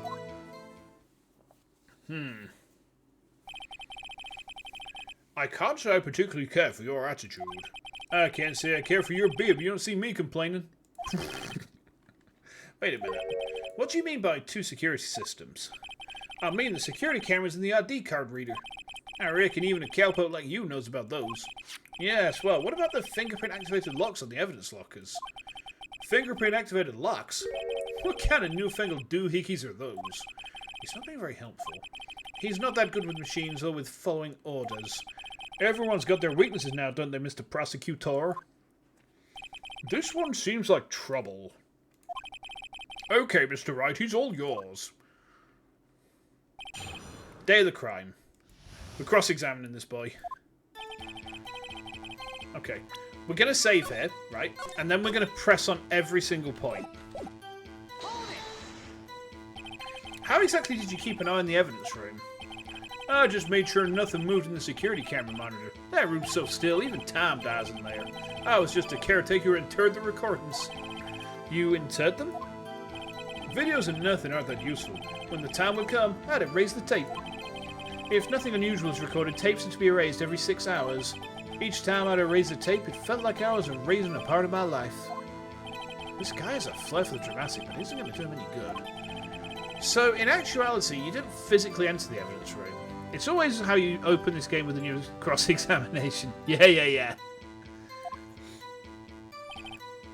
Okay. Press. But you made your rounds on the day of the crime, right? Ain't you heard a word I said, partner? I told you that ain't my style. I'm afraid I don't understand. No desperado I know lets rules get in his way. No desperados I know join the police force. So, Officer Marshall, on the day of the crime, just between you and me, I didn't set foot in that evidence room that day. He fucking did because his prints are in there. There was a rubber glove stuck in the victim's locker. Do you know anything about that? Sorry, partner. Can't say I do. I haven't been in that crypt in weeks. How does this guy avoid being fired? Press on the security system. You used to be a detective, so you've used the evidence room in the past, correct? Of course. Back in the day, my locker was a gold mine of evidence. And yet, you didn't know about the fingerprint locking mechanism. Sorry, partner. I ain't good with machines. I couldn't even tell you how a bag works. That's kind of incredible. The sensors on the locker handles cannot be seen. It's well known that some detectives are unaware of their presence. Now that he mentions it, Detective Gumshoe said something like that too. At any rate, it doesn't seem that this is relevant to the crime. Can you tell us what you were doing when the crime took place?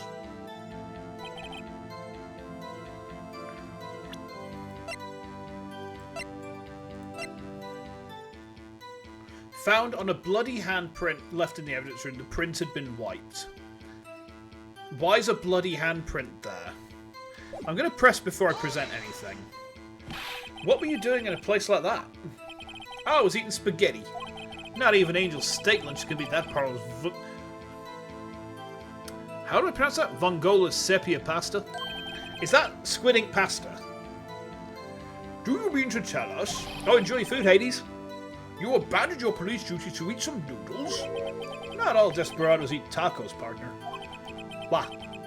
That's not what I meant. I hope this has at least taught you a lesson. That's strange.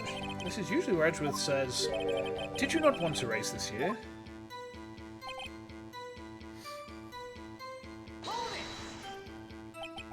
Out of ammo, Officer Marshall. That's right, partner. Or as you call it, evidence. If you plan to pin me to this crime, then you better draw. Otherwise, you're just wasting my time. My steel horse is waiting to carry me back west into the sunset. One thing seems clear. Despite being responsible for guarding the evidence room, the witness doesn't appear to have seen anything. Texans don't take orders from anyone. Everyone knows that. What about Peggy? Do they take orders from Peggy? Do they take orders from Dad? Thanks, Dad. Apparently his superiors don't. Okay, I've got a trump card up my sleeve, so I best keep it cool. Before I use it, I better up the ante. So we don't present the fingerprints right away. We don't present the fingerprints right away, is what I'm getting from this.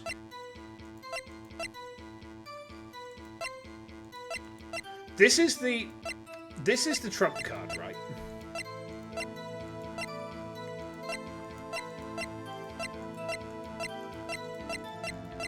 It's not going to be any of these, is it?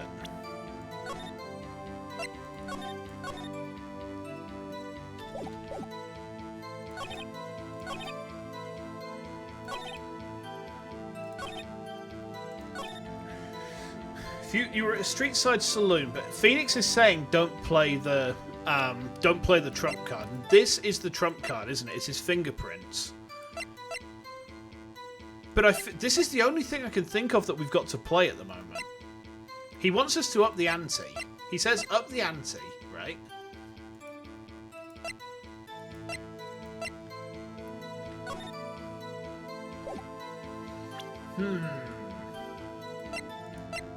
Phoenix is an idiot. So are we supposed to just play this? Oh, we are. Okay, right, fine. Officer Marshall, doesn't it strike you as odd? That is, you being called in to testify like this? After all, you weren't in the security room at the time of the crime. And yet you dragged me down here. Explain yourself, partner. It's quite simple. You left a very large trail behind at the scene. Or to be exact, a handprint. Huh, listen real good, partner. Like I said, I'm the caretaker of that crypt. I pay my respects. That is, I make my rounds about once a month. It's only natural my fingerprints would be in there. I only wish it were, officer. But you see, your fingerprints were covered in blood. Done. Witness, what's the meaning of this? Your blood-stained fingerprints were at the crime scene? The blood was wiped away. However, a luminol test clearly revealed this. Well, Officer Marshall, It seems to me there ain't a person in this room with a head on his shoulders. I take it you have an explanation then, Officer Marshall? About the blood-stained fingerprints? Very well. You may begin your testimony about your fingerprints. Found at the scene of the crime. Yeah, Phoenix is a bit of an idiot, isn't he? How is he still in a job? Like, do you remember there was that point where Maya went away because she was in contempt of court? And we had the opportunity to not cross-examine the witness. Would Phoenix have actually just said, actually, nah, I don't have a cross-examination, Edgeworth's just found guilty or something? Is he that stupid? Like I said, it's only natural for my fingerprints to be in that evidence room. None of them just happened to be at the same place as that blood-stained handprint. The murderer touched the locker where my fingerprint was by chance. The bloodstain and the fingerprint are completely unrelated. Or didn't you know the murderer was wearing gloves? How does he know that? See? I had nothing to do with it. The witness's explanation appears valid, although there's room for doubt. Life wouldn't be fun without any doubt, partner. The defense may now cross-examine the witness. This guy's hiding something. I can feel it. Now's my chance to prove it. He's hiding a lot of stubble on that courtroom floor. Why has he been allowed to bring a knife into the court anyway? Like, the first thing that happened when I went into court, right, was I went through a metal detector and I had security pat me down, and anything that set off the metal detector, they would say, "What's this?" Like, I was a bit confused at first. I was like, it took everything out of my pocket. It's like, what's making the detector respond? And I was like, I'm not quite sure. And they look, it's like, is it the buckle on the back of your waistcoat? It's like, maybe, I don't know, could be. I think it was. Okay, let's press him on everything. That's because you, how do you put it? You pay your respects once a month. Yeah, that's right. And one more thing. That locker happens to be mine. What? What do you mean? I mean what I said. That's the locker I used when I was a detective. The locker I still use. Hold on. He doesn't know about the fingerprint system, but he still uses that locker.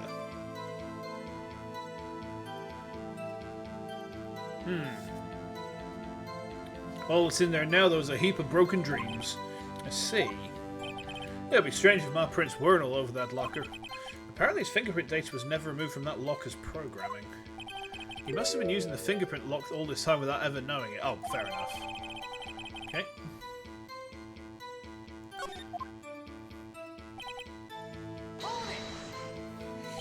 So then, what about the bloody handprint?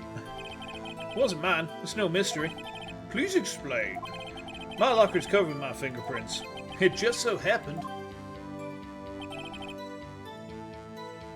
That seems very strange. The chances of that happening are 1,000,000 to 1. On the contrary, one could argue just the opposite. The chances of that not happening are 1,000,000 to 1. Get one thing straight, partner. You ain't gonna get no reward from me with a mere fingerprint. You wanna know why? Are they? Unrelated? They're as different as night and day. Kinda like cereal and cereal. One's got to do with breakfast while the other's a type of murder. He's right, although seemingly like they're totally different. I don't see what homonyms have to do with this. How's he know that? How'd you know that? I may be a loner, but I still keep my job. I keep up on the reports. There was a bloodstain at the scene, thought to be left by the murderer. That's right. It was found on Detective Gumshoe's locker. However, no fingerprints were detected on that handprint. Yeah, I think we tried that too. So that would mean the murderer wearing gloves happened to place their hand on top of Officer Marshall's fingerprint. That's the only logical conclusion.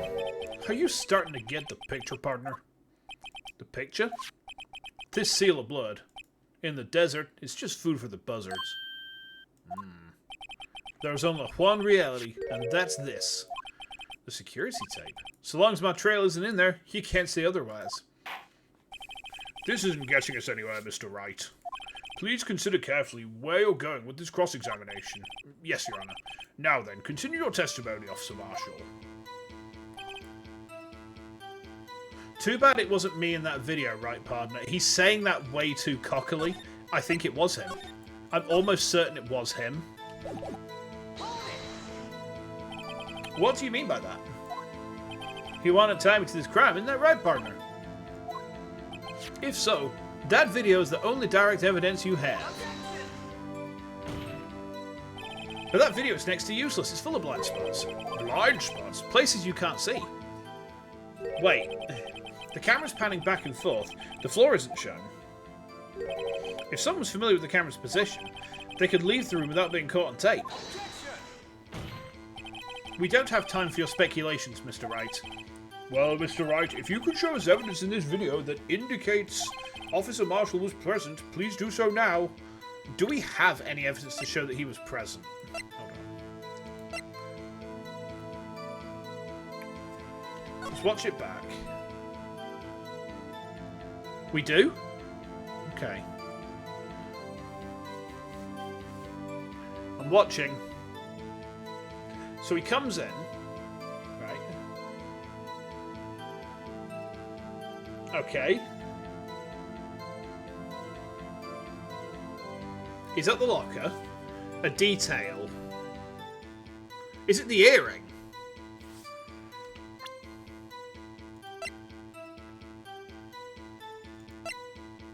Hold on.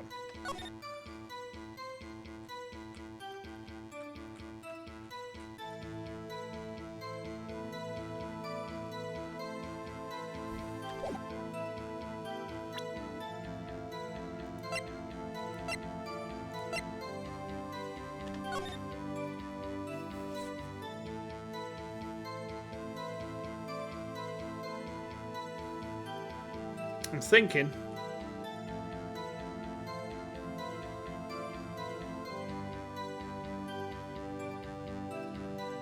Okay, let's look.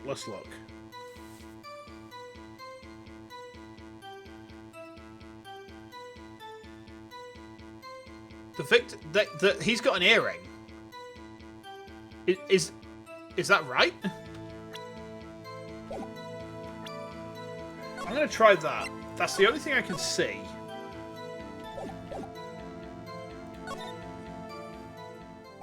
Very well. Allow me to point out your mistake, Officer Marshall. And tread carefully, Mr. Wright, or you might wind up being the one making the mistake. Now then, let's have another look at the video. Show us this incriminating evidence on the witness, Officer Jake Marshall.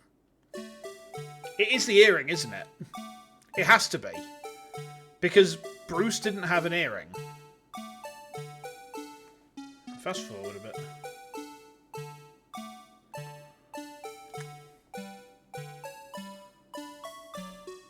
Wait, what? Hang on. Oh, backspace is pause.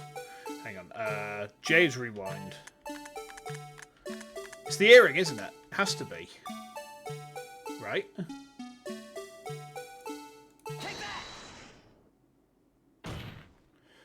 There. How's that for evidence? Please allow me to apologise for my colleague, Your Honour. He gets carried away sometimes. Yes, well, this certainly isn't a first. Will you forgive him too, Officer Marshall? He's not a bad man, just a bit disillusioned. Of course. I'm not one to gun down unarmed boys. Wait, what? That wasn't right? Fuck off. No. Hang on. Bruce doesn't have an earring. The guy in the video clearly has an earring, so it can't be Bruce. What? How have I missed... How... Not that much of a detail. Well, that's the only thing I can see. Hold on. Let's watch this thing again. Because... we don't know that Officer Marshall has... an earring. Actually, that's a good point. We don't know he has an earring, do we? Right, okay. Because I'm quitting the video before the detail happens. Okay.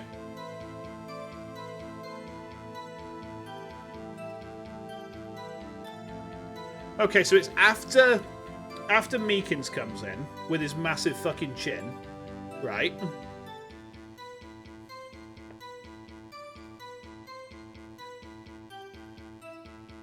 He's got the knife.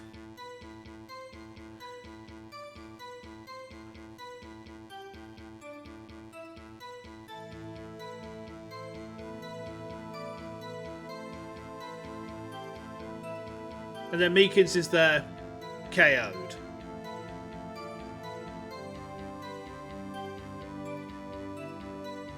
I didn't see anything else.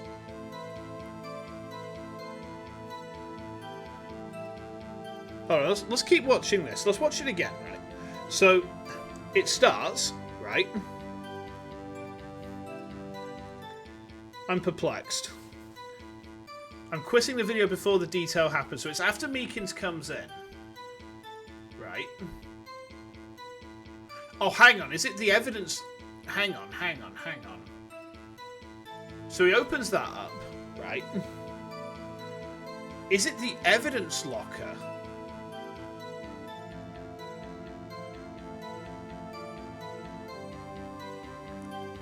Is it the evidence locker?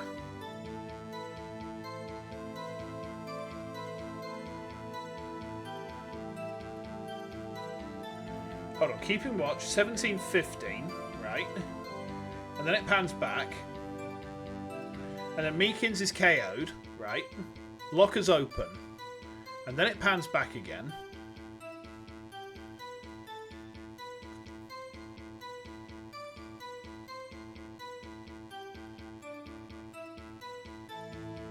What? It's not the evidence locker. So the locker's closed. That locker is closed. Goodman's locker is closed, right? Goodman's locker is closed. Now Goodman's locker is open. A little bit, anyway. Okay. So now Meekins comes in with his club. Right. Hello. The locker's fully open. Okay. Jumps in. Slams him against the thing. He puts his hand up. He goes in to stab. Okay. Oh. I don't know why my model just popped then. Now he's KO'd down there. The locker's fully open. Meekins is knocked out on the floor. And then it pans back.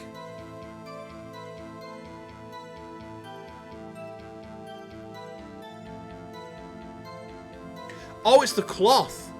It's the cloth. The cloth is hanging out of his locker. There's a cloth hanging out of his locker in the end of the thing. That's really obtuse. Like, that was really hard to see. Honestly, I was not looking for the cloth at all. Alright. Okay.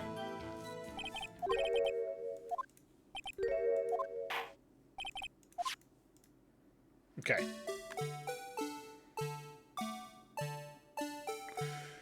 Oh, I will be glad when I never have to see this video again.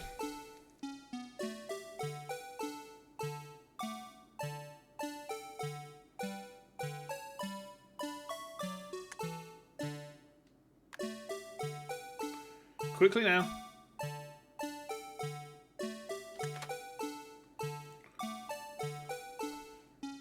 There. I mean, not just the fact that Bruce Goodman doesn't have an earring, which we've categorically proven, but, you know, bringing our attention back to the security camera is a mistake I'm afraid you'll not soon forget, Officer Marshall. The days are short in Texas, and so are our tempers. Could you sum up what you have to say in 8 words or less? Very well. You can clearly be seen in this video. Exactly 8 words. Not bad, partner. The key lies in a certain locker shown in the video. He didn't have an earring when he took the photo, but he could have one now. I guess. But, I mean, character appearances in this series don't really change that much. That locker with the white cloth sticking out, that was the witnesses, I believe. Now then, let's rewind the video a bit. My god, we're going to have to do this traumatic fucking badger so much now, aren't we? Ugh!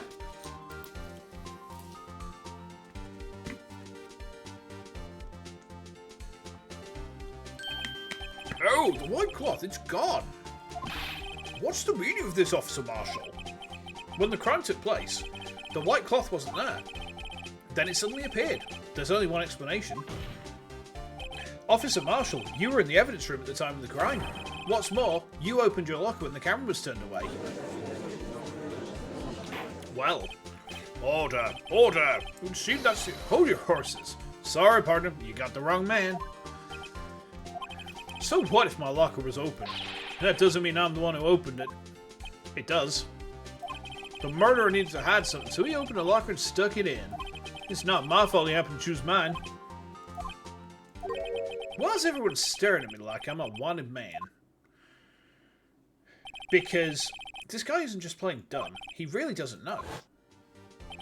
I hate to rain on your parade, but you're the only person who can open that particular locker. Oh yeah? I'll call your bluff. You say I opened that locker, now prove it. It's the locker, isn't it? Only the assigned detective's prints can unlock it.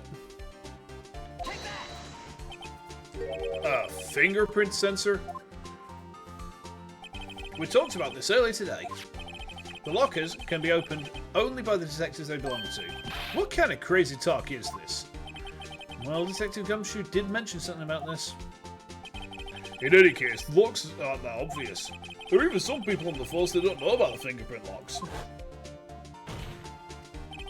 So, Sheriff, what do you have to say in 8 words or less?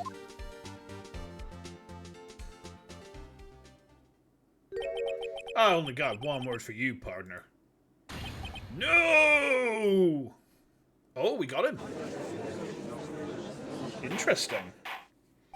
Order! Order! Order! Witness, explain yourself. If this is a joke, it's the worst I've heard. I assure you this is no joke, Officer Marshall. Now then, please tell us what you were doing in the evidence room at the time of the crime. Olay! Please answer the question. Wow. Udgy is going Mexican on us here. What is he now, bullfighter? That's alright, Officer Marshall. I believe we can figure the rest out from here. We can? Have a look at these floor plans. There's no place for someone to hide in the evidence room. Yet Officer Meekins didn't see Officer Marshall. If that's so, then where was the witness?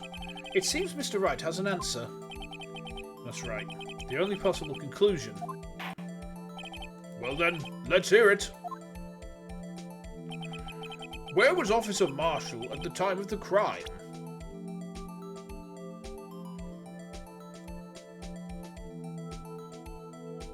Has to have been there. He was there, right? He was Goodman. Officer Marshall was standing right here. There? But that's where the victim, Detective Goodman, was. Correct. Unless the man wasn't Detective Goodman. Oh, shit, was I right? I believe the victim in this video is Officer Marshall. It was you dressed up like Detective Goodman. But that's preposterous. Officer Meekins witnessed the detective at the crime scene. Once he saw the man's face, he'd know for sure. May I point out, though, that Officer Meekins did not know Detective Goodman. He also testified about the man's reaction when confronted. When entered the evidence room, asked him to show his card, sir. And how did Detective Goodman respond? He suddenly pulled a knife on me. Something about the officer's story puzzled me. If the man had his ID card, why didn't he just show it? Yes, he would have needed to enter the evidence room, so he must have been carrying it. The answer is simple. He couldn't show it. As you can see, Detective Goodman's picture is on his ID card. Oh, I get it. If he showed that, his cover would have been blown. Officer Meekins would have realised the man wasn't Detective Goodman. Do you have anything to say to this, Officer Marshall? You've got quite an imagination, partner. We got a term for that. It's called circumstantial evidence. Circumstantial evidence? He's still denying it? You're gonna have to do better than that to break a detective. Unless you have hard evidence proving I dressed up as the victim. I can't say I particularly care for your uncooperative disposition. I can't say I care for your beard, but you don't see me complaining. Well, Mr. Wright, do you have any evidence proving beyond a shadow of a doubt that I am going to save at this point so we can scum through this choice? It's not untrue, though, is it? That Officer Marshall dressed up as the victim. Well, I'm not kidding. I don't have anything like that. I can see the fear in your eyes, partner. Seems you're the one who couldn't take the desert heat. This can't be happening. It's so obvious he's the one. What can I do? It looks like your lack of experience has finally been exposed. I'll pass on to you what someone told me when I was just starting out. When you've run into a wall with no place to go, return to the basics. The basics? For me, that would be what Mia used to tell me. Phoenix, try thinking outside the box. But the crime scene's outside the box. The box is in the wall. It can only be opened by the fingerprint? Yeah, never mind. I shouldn't look for proof that Officer Marsh was in disguise. But rather, I should look for evidence that came about because he was in disguise. Why do you think this locker was opened in the first place? What do you mean? There's no reason for Officer Marshall to open his locker at the time of the crime. Yet he did, despite the chance it might be discovered later, as it has been. Which means he didn't originally plan to open his locker. According to the defense's argument, Officer Jake Marshall dressed up as Detective Goodman at the time of the crime. Then, after the crime was committed, he opened his own locker for some unknown reason. The fact that a white cloth is sticking out of the locker seems to indicate that he opened it in order to put the cloth inside. So, just what exactly is this piece of cloth? The fact it's highlighted in red makes me feel very nervous about it. I feel like this piece of cloth could choke us to death. Perhaps the video is the key to our unanswered questions. I don't have any evidence, so this video is my only shot. Phoenix, you motherfucker. Alright.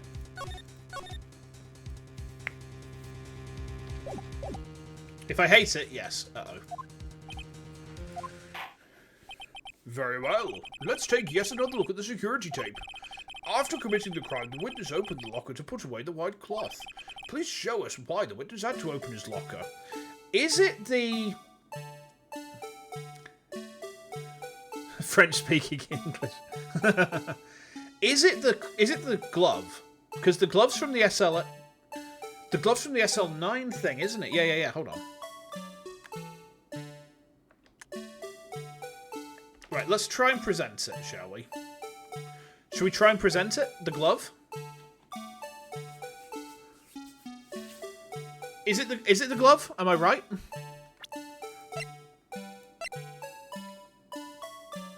It has to be.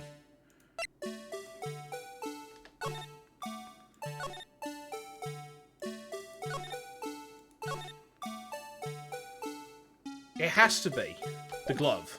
Because the glove's the only thing I can see. Ara, am I overthinking this? I need some guidance, my friend. Am I overthinking this? Am I on the right track? Do I play it and see? You don't think so? Not the glove. So what is it we're looking for again? The glove falls out. He's looking in the locker. Is it the locker itself? You think it is? Oh, okay, hold on. How do I rewind? It's there.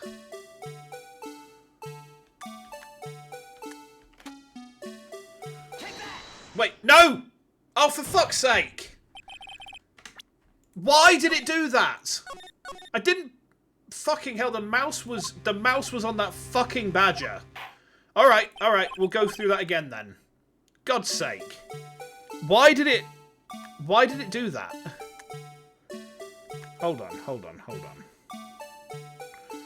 Motherfucker.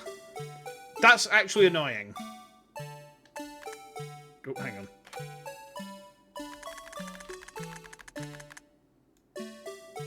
There, the glove. Yeah, I didn't even press E then. I need to present something from the video. What? Present something from the video, but the glove... I don't understand what you mean. Alright, partner. You really want to know the reason I had to open my locker? Why? So I could stuff you in there. I'm sure the world will be a better place with you sent off to the boneyard. Unfortunately, unsolved cases can't be stored in the evidence room, so why was it there? What? I don't understand. So it's not the glove. All right, so we'll go through that again then.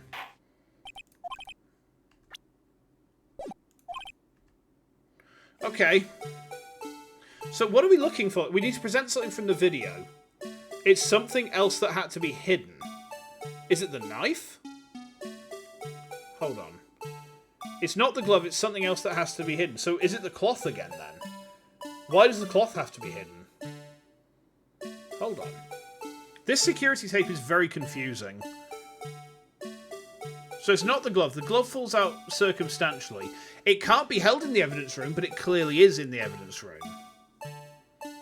Okay. Watch the video, I'll figure it out. I mean... Okay, so something else has to go in there that has to be hidden. Okay. Is it the coat? Wait. Hold on. Hold on. It's the coat.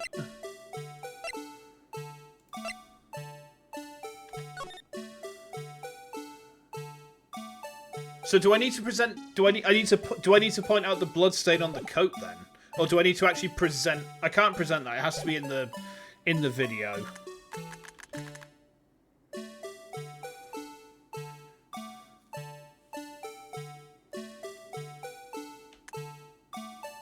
So this.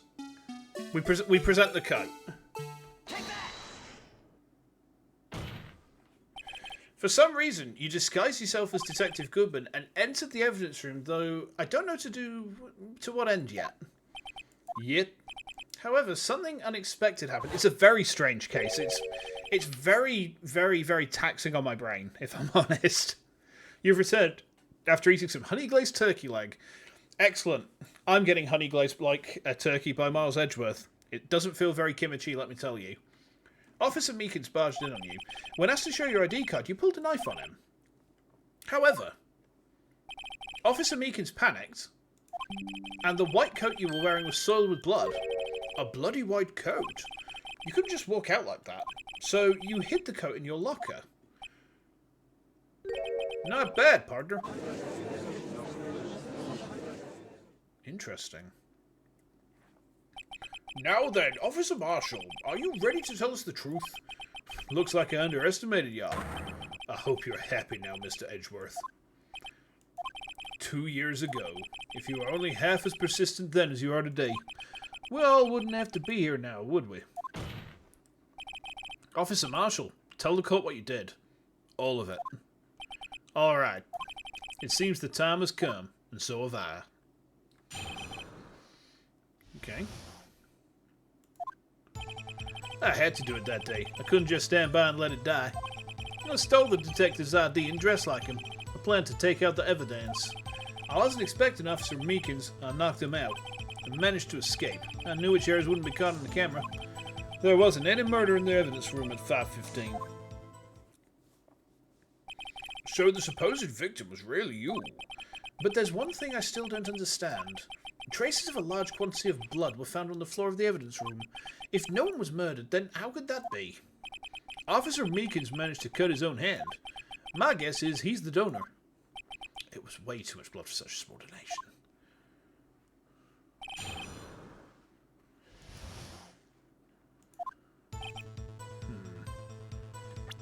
Let's have a look at what evidence we've got stashed away, right?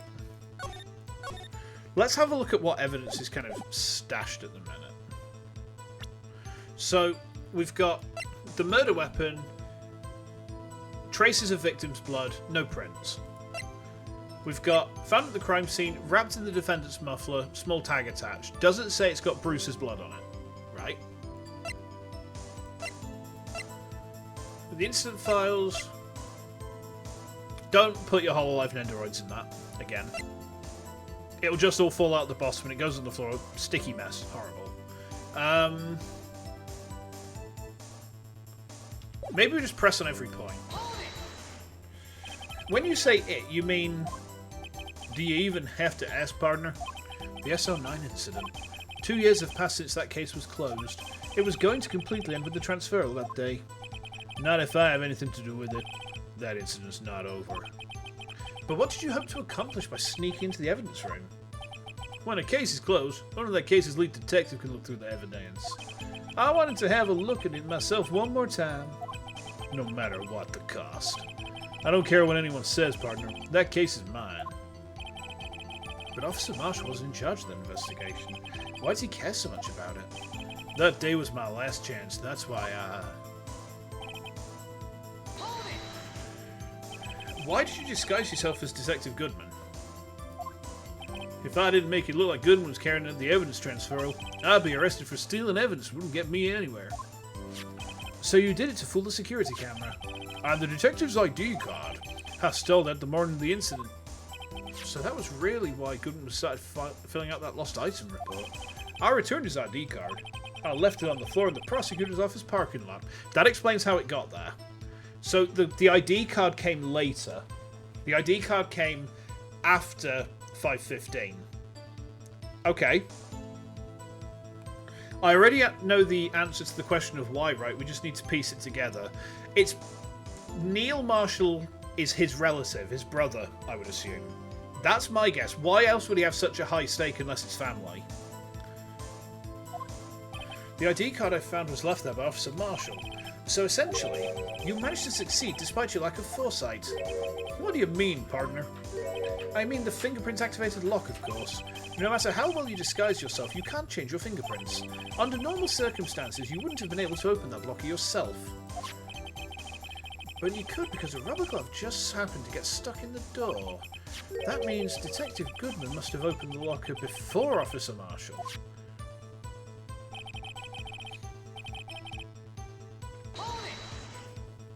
Okay. You pulled a knife on Officer Meekins and tried to drive him off. Let's just say I was a little surprised. I only planned on being in the evidence room for no more than 5 minutes.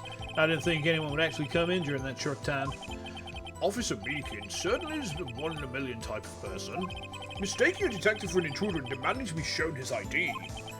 I'll have to think a little more about his raise this year. Why did Edgeworth get so much influence? Anyway, he threw himself at me and I ended up cutting him slightly.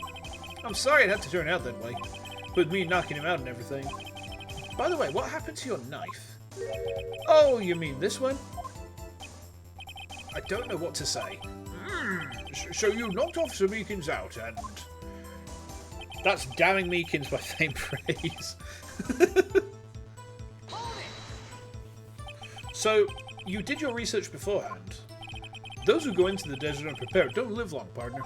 I didn't think it would make a difference, though. The security tape is erased every 6 hours. If all had gone as planned, no footage would have been left.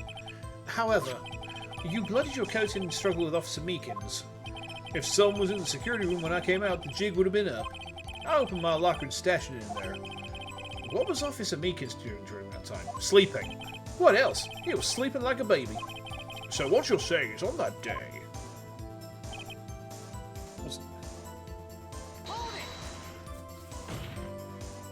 But the blood found at the scene certainly indicates that a crime took place. What are you, blind? The victim shown on that tape is me, and I'm not dead yet, partner. So you stole the evidence from the locker. Actually, no, I didn't. Why not?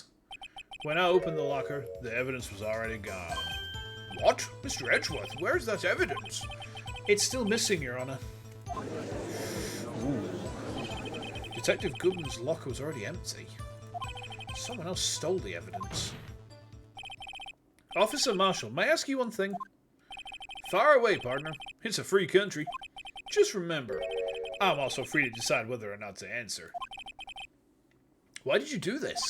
Stealing a detective's ID, injuring a police officer, this is no small offence. Moreover, you're an officer yourself. This will have serious consequences. It can't just be forgiven with a simple cut in salary. Not that salary cuts are ever a valid solution. Like I said, this isn't your case. This one is mine. And I'll do anything it takes to get an answer I'm satisfied with. The witness has an unusual amount of zeal. Let's hear more. Wait, is the witness... Is Jake Marshall actually Magus? He's got an unusual amount of zeal. How are these Chrono Trigger jokes working for you, chat? Any good? No? Alright, fine. I can't just forget the SL9 incident. You know why? Hold it! But that case was out.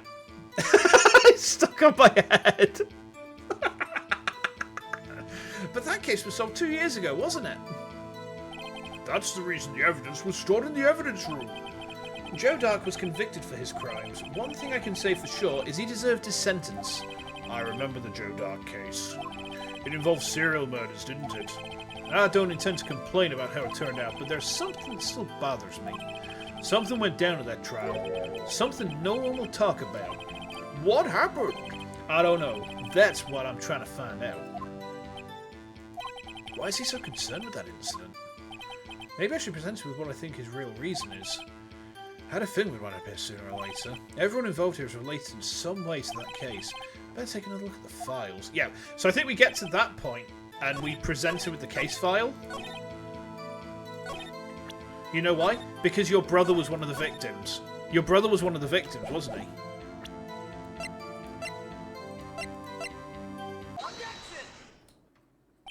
Officer Marshall, I think I understand.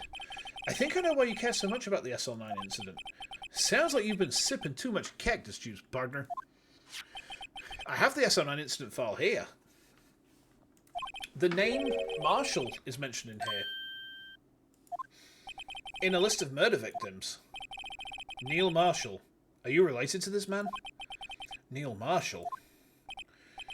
Yeah, I'm sure you've heard the name. 2 years ago. He received the same lousy prosecutor award you got. What? A prosecutor? He must be talking about the King of Prosecutors Award. Now I remember. Prosecutor Neil Marshall. He handled the SL9 case before I did. That's right. He was killed. And the case fell into your hands. But what's his relation to you? He was my brother. Oh shit, I was right! He was investigating the murders with Damon Gant, the then Deputy Chief of Police. The group of detectives I was part of worked under them. We were desperate to prosecute the killer. I was on the money, yeah. Damn. Joe Dark. He looks familiar. Hang on. Is that the bishop from Hunchback of Notre Dame? My brother fought Dark and was killed. That was the first time Dark left behind any evidence. That was all we needed. He was arraigned and incarcerated. The case was finally closed. At least, according to the public records. What do you mean? My brother couldn't have been killed by Joe Dark. I knew my brother better than anyone. He has got a Judge Frollo look, hasn't he? Yeah. No one could have beaten him in a fight. And that's it? That's your reason for your insane actions? There's more to my brother's death than what the records say. No matter how much you try to hide it, you can't fool me. Well, at least one thing's for certain. Now we know what happened at the police department on the day of the crime. That was the last day the SL9 case could be reopened. Not satisfied with its resolution, Officer Marshall planned to steal the evidence. Disguising himself as Detective Goodman, he entered the evidence room. Officer Meekins confronted him, so he rendered him unconscious and fled. Yes, this mystery has finally been cleared up. No murder took place at the police department that day.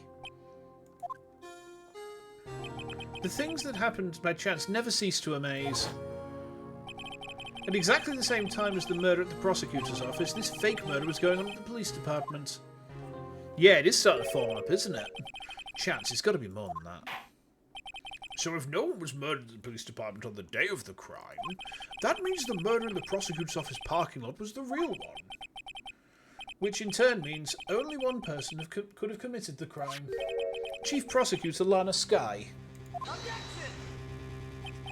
But wait, a verdict wasn't reached in yesterday's trial. Which is why we examined the incident at the police department today. But there's only one reason the defendant was not convicted yesterday.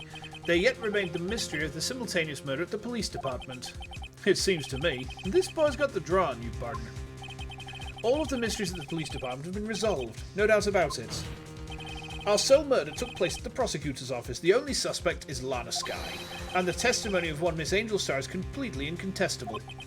If you have a response, make it a single word or less. Objection! It's going to be objection, isn't it? Ah! Okay. I rest my case. Oh dear. It seems this trial has reached its conclusion. There's no room for doubt. Well done, Mr. Wright. Thanks to you, I didn't need to waste my time disproving the alleged murder at the police department. There's no doubt what I'd proved today is true. The apparent murder on the security camera tape really was fake, but I didn't realise that would end up proving Lana guilty. Now then, the time for the verdict has arrived. This court finds the defendant. Oh, someone says hold it. Oh, Emma's back. Your Honour! Wait! Emma? The defence has an objection, a scientific objection, right? What do you mean, right? Mr. Wright, are you this girl's guardian? Your Honour? Yeah, in a sense. Please, Your Honour, all I'm asking for is a minute of your time. Please hear me out. Mr. Edgeworth, please. I don't want to leave any loose ends. You want a minute? I'll give you 3. I was kind of in shock. I mean, finding out the SO9 incident referred to the Joe Dart killings. Now that she mentions it. The names of both Sky Sisters were in that file. But that's when I figured it out. I mean, what Officer Marshall was trying to do that day, so I knew his fingerprint had nothing to do with the crime. That left only one thing. The other handprint. You mean the traces of blood found on Detective Gumshoe's locker? But no fingerprints were found on it, right? No, but I figured if I examined it scientifically, I'd be sure to find a clue. So, I ran over there and looked at it again. What? Did you find something? No. Huh? Sorry, I guess I'm not much of a scientific investigator after all. It's thrown out for wasting the court's time. Is that all? Give me 1 second, chat. I'm just going to go check something in a second, yeah? Give me a sec, give me a sec. Is it? No. Oh yeah, it is. Just a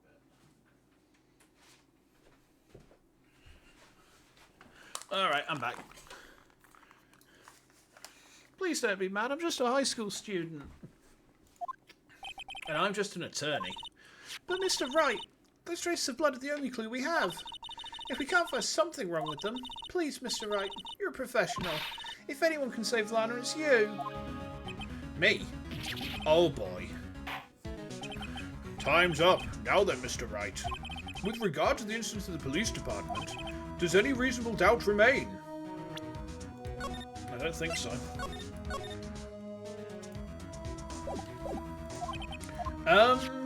It appears the defense is troubled by the other blood mark. Looking at the floor plans, a handprint was discovered around here. Is there a problem with this? Mr. Wright, I'm sorry I can't be of more use, but still, if you can't find anything wrong with that blood mark, Lana will be... Please answer my question, Mr. Wright. We don't have all day. I'm bezzing in saves left, right and centre here. Yes, Your Honour. If I ever need to concentrate, it's now. What could be wrong with the handprint on Detective Gumshoe's locker? Could there be something I'm missing? All the blood was over here.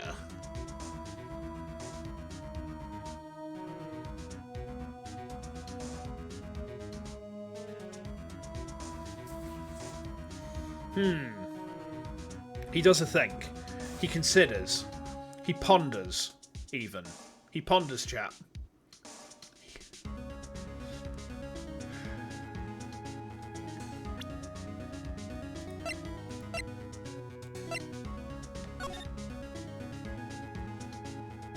No!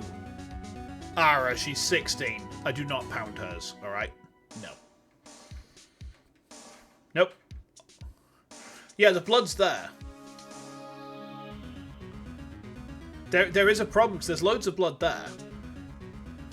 There's a handprint there and there's a handprint there, right?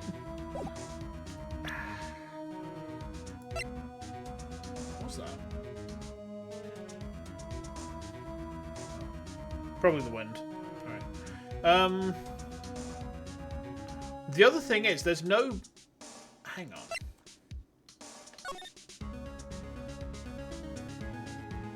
That's in the way of that locker. Hold on.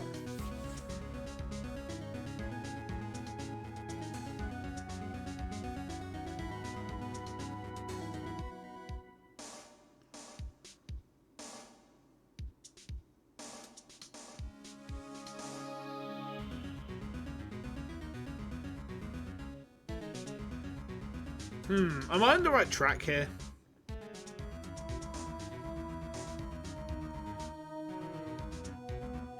Am I on the right track here?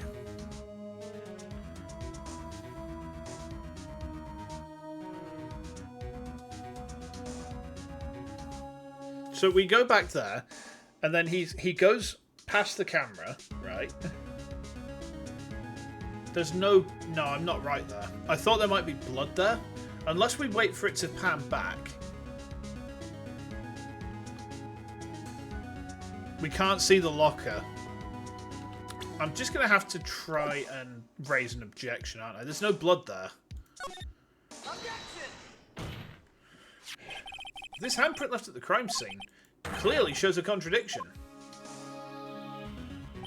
The only thing that seems clear is your grasping, Mr. Wright. You've been staring pretty intently at those floor plans. Tell me, is there a problem with them? We save again.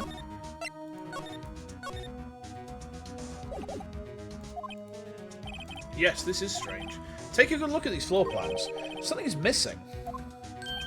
Missing? You mean something hasn't been drawn on there? Yeah, something that, when drawn, will completely change the meaning of the blood mark. Let us pray the defense isn't simply trying to buy time. Very well, Mr. Wright. With all this evidence here, there's got to be something I can use. The question is, which item can prove something is missing in the floor plans? It's not, is it? It's not. Surely not. Surely it's not the blue badger. Surely it's not the blue badger. Is this the point it's relevant? Or is it the... It's not the jar, is it? Wait, hang on. Is it the jar? The jar didn't fall out. The jar did not fall out. Because we saw the glove fall out, but the jar was across the scene of the crime when we investigated, wasn't it?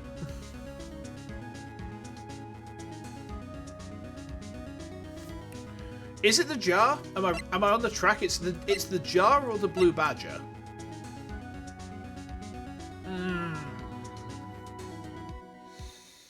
Nep think, and it hurt. Brain hurty.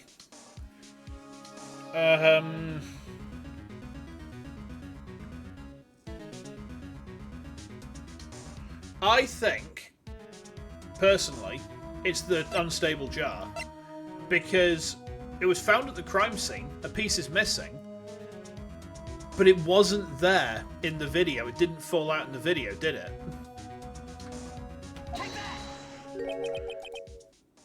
As they say back west, even a blind man can hit with buckshot. That is, so long as he's facing the general direction. Is that not right? It seems Mr. Wright's not sure which direction to face. It's no use. The more evidence shows the greatest chance of me being wrong. Okay, it's not that. What is it that bothers me about the blood? Oh, we didn't get a punishment. Please allow me another chance, Your Honor. I'll prove it this time. No? Don't just pray that if... Okay. So it wasn't the jar. It's got to be the badger then. It's the badger. What about that piece of plywood? Oh my fucking god, it was the badger. The blue badger, mascot of the police force. Defender of truth, guardian of proof. Explain yourself, Mr. Wright. Please look at the floor plans on the crime scene. The blue badger's not here. So watch what happens when we put him in. This is where he was dancing at the time of the crime. Oh. Well, what? Ugh. That's right. So long as the blue badger is dancing here, it will be impossible to place a handprint at this spot on the locker. Oh. Okay. So that means, just exactly what does that mean? I'm so sick of this judge's bullshit. It means it can't be done. What you say? Blood traces were undeniably found on that locker. Don't look at me. I didn't put it there. Mr. Wright, think it through scientifically. Emma, on that afternoon, Officer Meekins was the one who brought the blue badger to the evidence room, right? After he put it down, it would be impossible to leave a handprint on that locker. So that must mean this blood mark was left there before the blue badger was brought in. Just one moment. I will not allow such far-fetched balderdash in my courtroom. It may sound far-fetched, Your Honour, but it's the only possible explanation. On February the 21st, in the police department's evidence room, blood was spilled not once, but twice. But how? Wrong voice. But how? One time was captured on this tape, taken by the security camera. Officer Meekins cut his hand from which a trivial amount of blood fell. The problem is, the other time...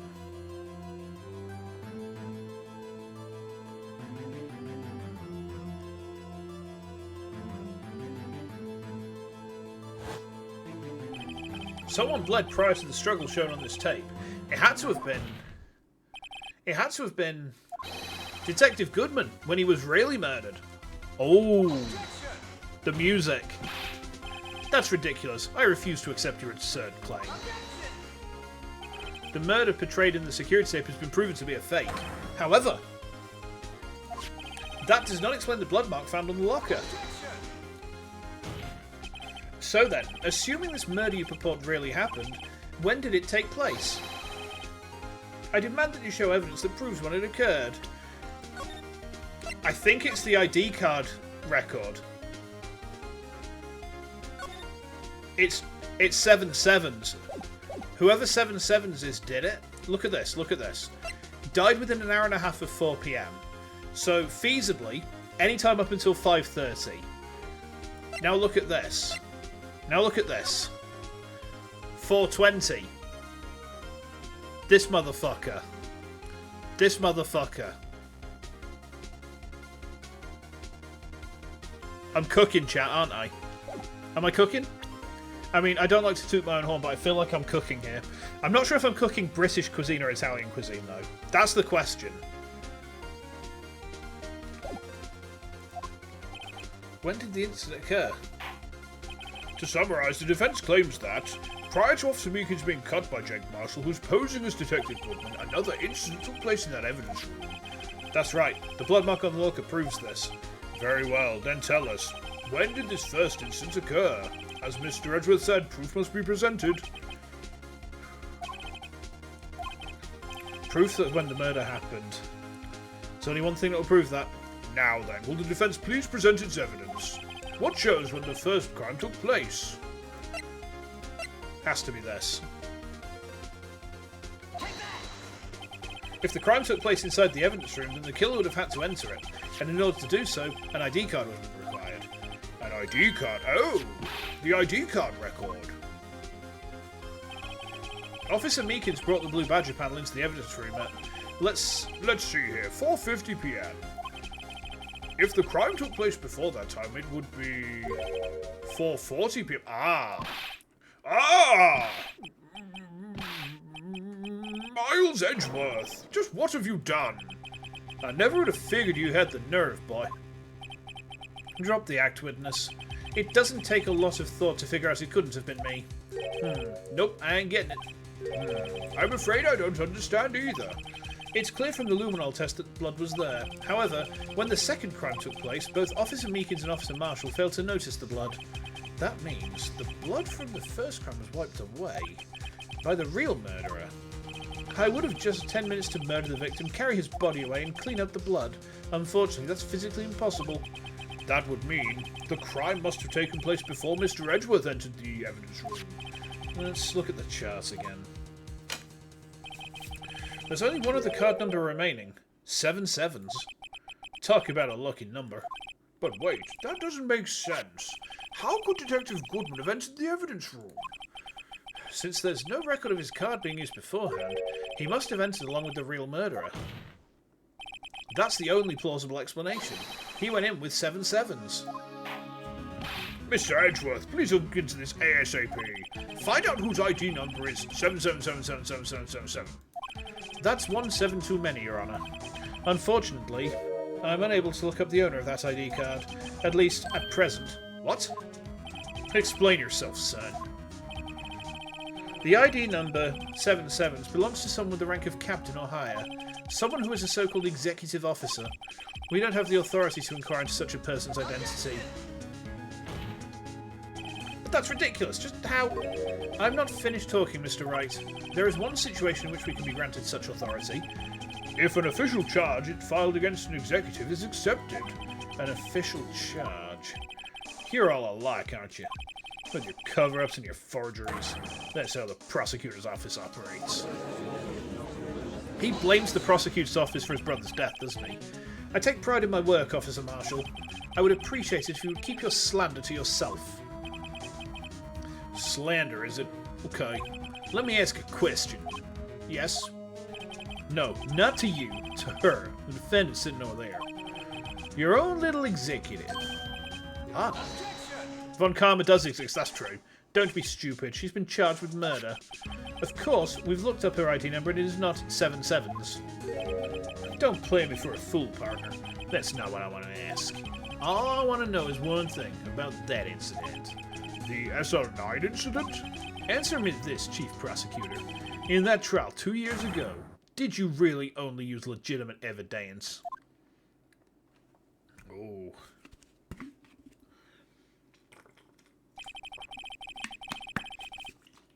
Do you need the witness to repeat his question, Chief Prosecutor?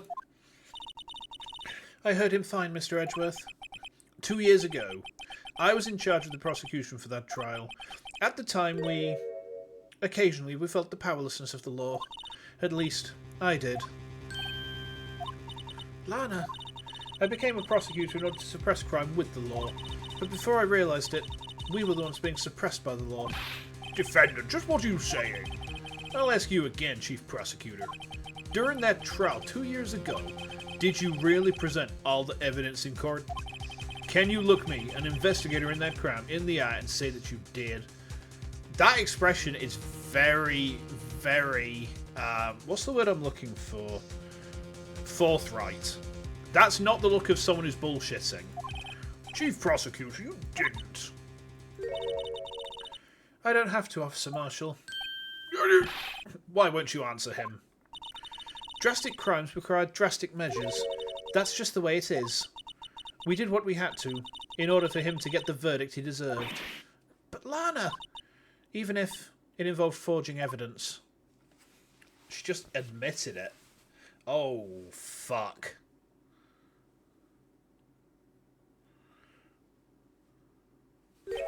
See? That's what I'm talking about. No. No!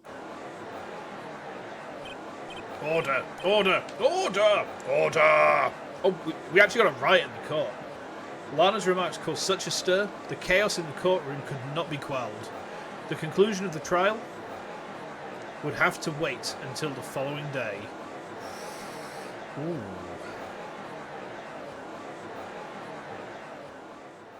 Well.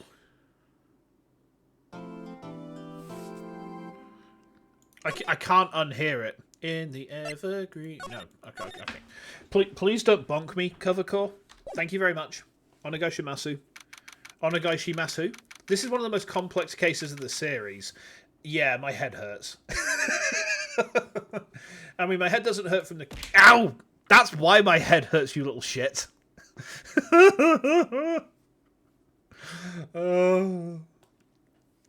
Almost 90% of my clips lately are just you guys throwing shit at my head. I'm so sorry, Mr. Wright. I'm sorry for what my sister said. The issue is the case was made to be as long as a full game to make the NDS version worth it. Jeez. Drastic crimes require drastic measures. That's just the way it is. We did what we had to in order for him to get the verdict he deserved. I tell you what, I mean, yeah, because if you think it took us 4 streams to get through the first 4 cases, and here we are on stream 3 of the 5th case. Just the 5th case. It is actually almost as long as the rest of the cases we've done combined at this point. It's like It's about 5 hours short at that point. If it goes on for another 5 hours, it will equal the full game original version, which is mad. I never knew the SL incident was just another name for Joe Dark killings. Sounds like everyone's heard about these killings but me. Lana wanted Dark convicted so badly. That's why she used me. That's why she used what happened to me.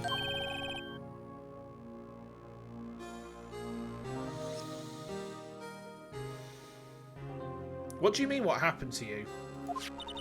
It's all there in the file. Joe Dark's last victim was prosecutor Neil Marshall. When he murdered Officer Marshall's brother, he left behind an incriminating piece of evidence. But what did you have to do with those killings, Emma? On the night prosecutor Neil Marshall was murdered, Joe Dark tried to kill me. What? He tried to kill you? Officer Marshall's brother, Neil, was only trying to save me. So that means you... Yes, I was a witness in the Joe Dark trial. Thank you for that, heart. Thank you for the clip. I didn't see that one coming. I mean, yes, you did, Phoenix, because we literally read the fucking case report. Okay. It happened 2 years ago. It was right about this time of the year, too. There was a terrible thunderstorm that day, unusual for the season. I was alone in my sister's office. We were planning to eat dinner together once she finished her work. Then suddenly, this terrifying man came bursting into the office. Joe Dark. It seemed like he was running from someone. He pulled out a knife and screamed at me. I didn't know what was going on. Just then, Prosecutor Marshall showed up. Jake Marshall's brother. Joe Dark tried to take me hostage, but before he could, Mr. Marshall tackled him. Then... What happened? I'll never forget it. Lightning struck, and the lights went out. Suddenly, a bolt of lightning flashed outside the window, lighting up the office for an instant. What I saw then burned a permanent picture in my mind. I can still see it now. Permanent picture? I don't remember the moment when Dark stabbed Mr. Marshall. So you weren't able to testify about that? No, I was only asked about when I was attacked. That must be why she made up the crime. Made it up? Sorry, made it up. You mean provided bogus evidence? I think I got the wrong voice there, didn't I? The prosecutor's office wanted that guilty verdict so badly. Lana forged the evidence, and Mr. Edgeworth used it. Edgeworth? Yes. I'm sure he didn't know anything about it. He couldn't have known he was being given false evidence. Even so, that's when it all started. The rumours about Mr. Edgeworth, I mean, it's all my fault. If I could have just testified properly, none of this would have happened. So it's true, even though he may not have known it. Edgeworth really was involved in falsifying evidence. Oh, not good. After that case, Lana was never the same. She became cold like she is today. She was not able to face up to what she did, especially not to Emma. So, what did you see in the instant that crime occurred?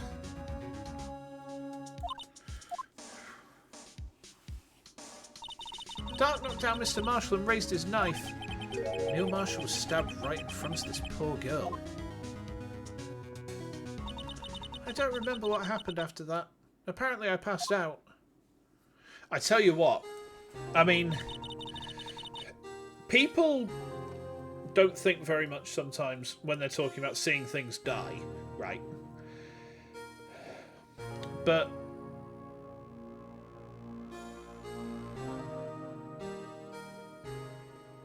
there is a point when I was younger, and it wasn't a person. I was coming home from college, I believe, and there was a seagull in the middle of the street that I lived in. There's like an entrance to the street off the main road. There was a seagull in the middle there. I thought it was dead. It looked like it was dead.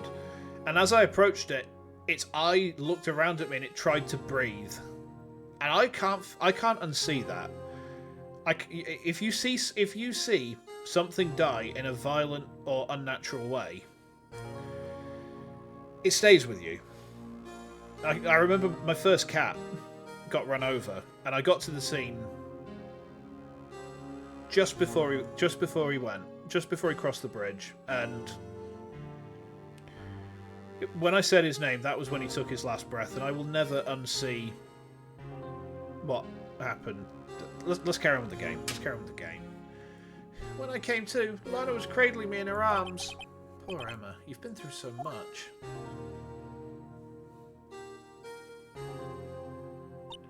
I couldn't bring myself to testify about that incident. I tried, but the words just wouldn't come out. I drew a picture, but it wasn't any good. 2 years ago. You must have been 14. That's understandable. Once it was all over, I made up my mind. I decided that when I grew up, I'd become a scientific investigator. I want to be able to fight crime with my testimonies, and find the evidence to make an airtight case. That way, Lana would never have to forge any. I see. I think I'm finally starting to understand what makes Emma tick. But there's still something that bothers me about that crime. There's something that's puzzling me, Emma. What is it? You said you were in Lana's office at the time, right? That's right. Why then would a serial killer come running in there? Not only that, but he was being chased by a prosecutor? Oh, there's no mystery there. Joe Dark had been taken in for questioning that day. Taken in for questioning? You mean by the police? Of course. This happened at the police department. He tried to run away halfway through the interview and fled into my sister's office. But why do you run all the way over to your sister's office? Because the detective office and the questioning rooms are right across from the elevator. See, it's easier when it's peaceful. It's easier when it's peaceful and there's no suffering involved. So, I mean, I have an unlucky set of circumstances in some ways because I've got the brain injury, right? I have a permanent traumatic brain injury, and there's certain things that confers onto me. One of them is massive photosensitivity. One of them is an aversion to heat. One of them is my thought processes, as you've probably noticed, are a little bit fucked up. You know, logic is not always easy, and, you know, my brain doesn't work quite like it should do. But one of the things it granted me is a very, very strong long-term memory. And if something burns itself into my memory, I literally cannot unsee it, right? There are some scenes in my life that I would dearly love to forget, but they're all extremely traumatic and therefore burned into my brain. And sometimes I will just see them. Sometimes I will just see them. Most recently, last year, I'm going to ask my boss if I can take some of December off because I don't know if I'm going to cope very well in December, if I'm completely honest.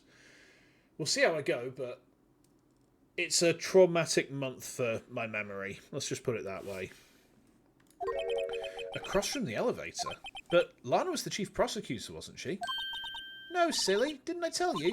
2 years ago, Lana was a detective. She was the best in the entire force. What? That's news to me. After the Joe Dark case, she was transferred to the prosecutor's office and made chief prosecutor. Ah, it's Bree! It's Bree! Hold on. Hello, Bree! Hang on. How do I do the shout out again? We're gonna shout out to Bree. Hello, Bree! We're playing Ace Attorney. We've just been trauma dumping on chat. Yeah. Does that work? There we go. Yeah, get shouted out. Bree is my microwave friend. She heats ramen desu. It's a microwave raid. Yes, it is. You've only seen memes of this. It's very complicated overall. Like, it's a very complex game. We're currently doing the most complicated case in the entire first game. So we've done, like, this is the 8th stream. Of this, so far, I think there's been, like, I think this is the 4th stream on this particular case. It's as long as the rest of them. I never expected it. I never thought such things could be. I better have another talk with her. We need to go speak to Lana then. How long is this hole? Pretty deep. It's pretty deep. Yeah, this is... Do you have Game Pass, Brie? If you've got Game Pass, this game is on Game Pass. This game is on Game Pass, and it basically means that you wouldn't... Yes. It is on Xbox Game Pass. So you could just download it, like, right now if you wanted to. And you wouldn't have to pay a penny. That's... I mean, I'll be honest. This is the game that's based on my day job. And that my chat have been on at me to try and play this for ages. Like, go on, play the lawyer game. Play the funny lawyer game. Play the funny lawyer game. It's like, it's on Xbox Game Pass. Let's do it. I've not played anything else for like a week now. 8 streams for this is crazy. Well, you know what? We're only on the first game. if you've got Xbox Game Pass, if you've got Xbox Game Pass, Brie, then this is now included in Game Pass. You can just go onto your Xbox or onto your PC app, and you can just download it right now. You can literally just download it right now. And, yeah, fucking sick, right? 6 games in the series plus 2 spin-offs and 2 prequels. So, yeah, we're on the first game. We're on the first trilogy, so there's 3 games in total. We're on the last case of the first game in the first trilogy. So we're on 1-5, and the next game will be 2-1. Yeah, not quite. So I think I would defer to Ara and Hades in terms of how many cases there are per game. Each game is 4 or 5 cases. Nice. Yeah, and the cases are all pretty long as well. And I'll be honest, my lawyer brain has been melting trying to work this shit out. It's a real test of my ability. Mr. Wright, it seems I keep causing you trouble. Falsifying evidence. I didn't think you were the type. Criminals don't mind playing foul, so why should we? But Lana, if you're wrong, an innocent person might be found guilty. Each case takes hours. Yes. It's like combine a visual novel with a courtroom simulator with a murder mystery novel. And it's incredibly well put together. Like, it's very frustrating at times, but it's very well put together. Until it throws some illogical bullshit like the judge at you. The judge is such an idiot in this game. Believe me, I understand the risks. Ton of memes and gay lawyers. I mean, Phoenix Wright and Miles Edgeworth, you know. Phoenix Wright and Miles edging together. Don't bonk me for that, chat, alright? Lana, Emma told me about you. Oh? About how you were a detective 2 years ago. And how the SL9 incident was the reason for your transfer to the prosecutor's office. That's right. Could you fill me in on the details? Especially about the unusual change of jobs? Oh no, don't... Ow! Oh no, it was the flagship as well. Jesus Christ. Ah! Everyone's throwing things at me tonight. There was a hammer concealed in the objections. I suppose you have a right to know, Mr. Wright. So let's talk to her about the trial. Ow! A lot of revelations were uncovered at the trial today, not the least of which was the fact that this case is largely connected to another one 2 years ago. Evidence from that case was stolen as well, though I expected as much. I know how obsessive Officer Marshall can be. That trial, it really wasn't fair, was it? I believed in you, Lana. I believed that no matter what happened, you'd always stick to the truth. It couldn't be helped, Emma. At that trial 2 years ago, I sold my soul. Well, all drama aside, the fact of the matter is at 5:15, there was no murder at the police department. Tell me it's not true, Lana. What the witness, Miss Starr, said. About you stabbing Mr. Goodman with a knife. Why can't she stab me with a knife? Please kill me, Mummy. Lana, I don't understand. Why would you tell... Ow! Why would you tell us? Emma, this doesn't involve just me. Yeah, there's this moment of incredible gravitas, and I'm getting a nod Tiberian Wars era flame tank thrown at my head. What is my life at this point? I don't think I've ever seen Lana look so phased before.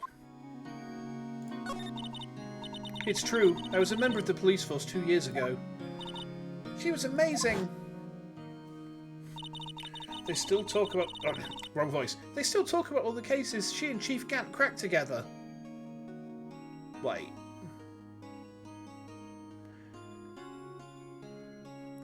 She sold her soul.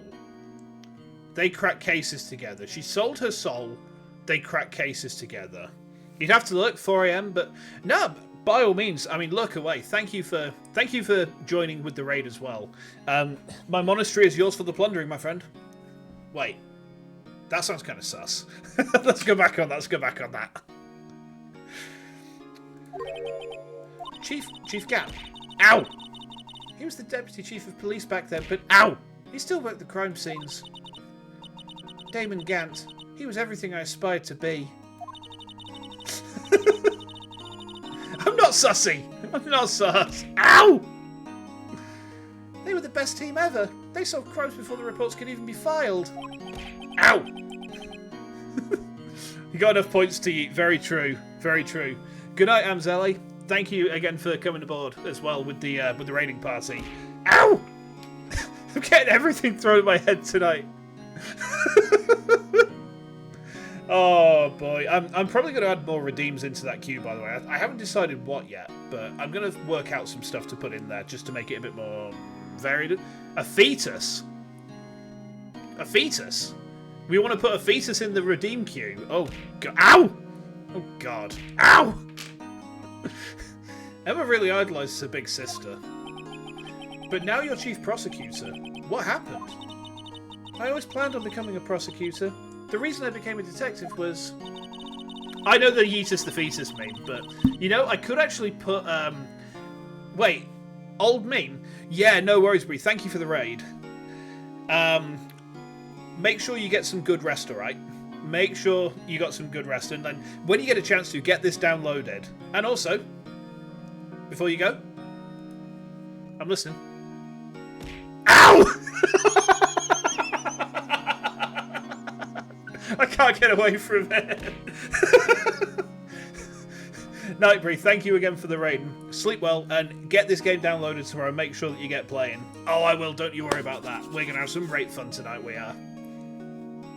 To gain experience investigating crime scenes, so you can use that experience in court, right? Gant's help in the SL9 case was crucial to its resolution.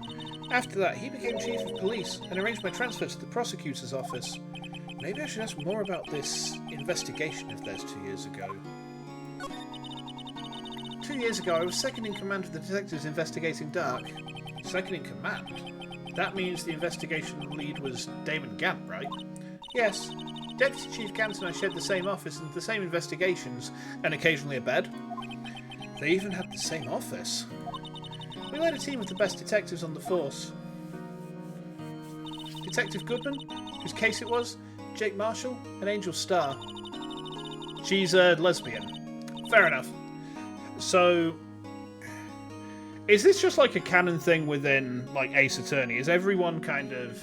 she was in a relationship with... I thought it was platonic. I must have missed that point. Well, fair enough. Fair enough. I mean, they seem like they'd be good partners, actually, to be fair. But I think I must have just... It was... Oh, I've not read between the lines. Is this a silly cis guy moment? Have I missed that in context because I'm just a silly little cis guy? I see. Okay. Point taken. Point taken. We're just going to chalk this up to being a cis guy moment, alright? Alright, cool. It was the first time Marshall worked with his brother. He was quite gung-ho. Without a doubt, Joe Dark was the serial killer. We asked him to come in for questioning. We were desperate for evidence.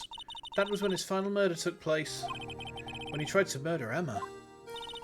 Prosecutor Marshall was trying to save me from Dark. You see, the first person who happened upon the scene of the crime was me. Now you tell us? Damon Gant and Neil Marshall were the ones questioning Dark that day. The investigation was in its final stages, and Dark must have suddenly panicked. How did I get Dark and... Oh, Dark and Damon. That's probably where I'm mixing it up. Like I said, my brain doesn't see things properly sometimes because of the injury. So he waited until Gant and Marshall let their guards down and fled the room. From there, he ran straight to the office shared by Deputy Chief Gant and myself. That's where he found me. So you were the first person to run to the scene, Lana? It appears so. I was filing some papers when Gant and Marshall were questioning Dark. That's the knife. That's the knife. When I returned to my office, I saw 3 bodies on the floor and smelled blood. 3 bodies? Prosecutor Marshall, the victim, Emma, who had passed out, and the suspect, Joe Dark. During the struggle, it seems Mr. Marshall struck a final blow before he died. Joe Dark had incurred a minor concussion and lay unconscious. What did you do? To be honest, I panicked. I picked up Emma, carried her out of the room and just held her. Can't blame her. After all, her sister must have gone through. After that, I placed Dark under immediate arrest. Let me get this straight. You were all involved in the SO9 incident? That's right. Quite a coincidence, I don't buy it. What are you saying? There's no way everyone involved in this trial was also involved in that incident just by chance. But that case was solved 2 years ago. At least one person went to extremes because they didn't believe it was truly solved. Officer Marshall. Yes, his actions came as a surprise to me as well. Ever since his brother died, he's changed completely. I guess he wasn't convinced with the ruling against Joe Dark. Life doesn't end with the closing of a case. Everyone has to live the rest of their lives with their memories. That case just might not be over yet. Oh? Emma was assaulted by Dark at the police department, right?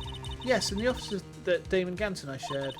The office that Mr. Gant now occupies by himself. The Chief's office. Maybe we should have a look at the Chief's office, the site of the final SL9 murder. Okay. Okay. I'm getting my knuckles are getting all crunch, chat.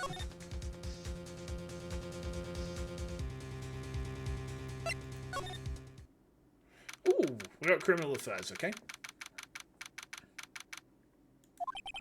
I don't see Detective Gumshoe anywhere. Things seem kind of quiet around here today. You're right. The chief of detectives seems the same, though. Why don't we go look for some other people to talk to? Right. We can come back here later. I was really using that just to get to the police department entrance, really. So, you know.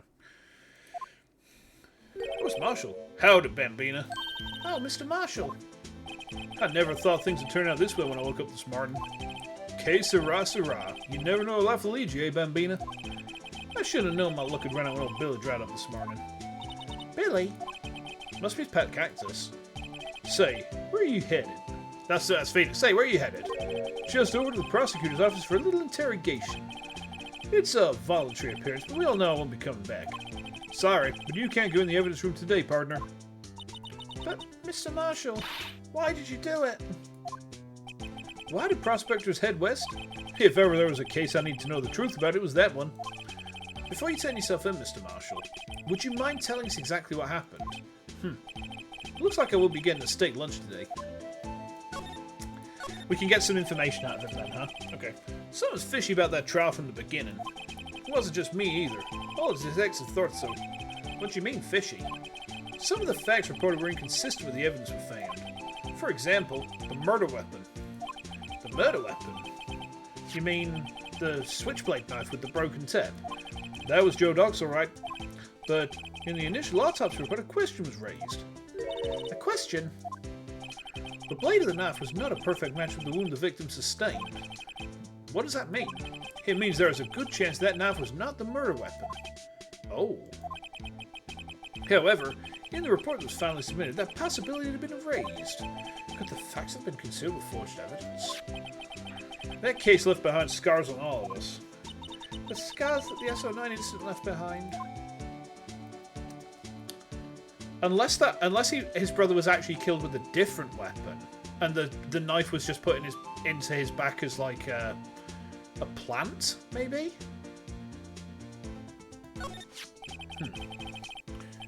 I got the brains. I got the looks, but he got the brains. He was one of the best prosecutors around. I had just made detective when it went down. It was our first case together. How old was he? Your brother? He was 27 at the time. He was awarded the highest honor that very day.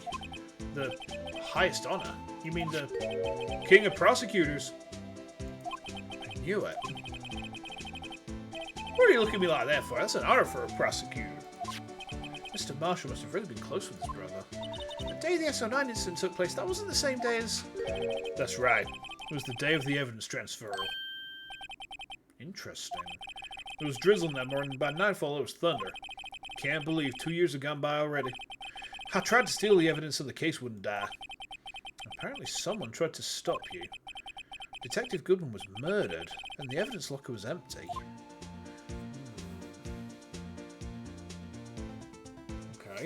Okay. Scars. There was something going on behind the scenes in that case. We all knew that later. Every detective involved in that investigation, save one, was taken care of. Miss Starr was fired, and I was demoted and boxed away in a tiny room. What about Detective Goodman? If they did something to him too, the commissioners would get suspicious. No, they were careful enough not to be too obvious. They? Who are you talking about? Don't get upset, Bambina. I mean Damon Gant and Lana Sky. Oh. The investigation lead Damon Gant is second in command Lana Sky. There wasn't a person on the force who hadn't heard of that duo. That case was the biggest step in both their careers.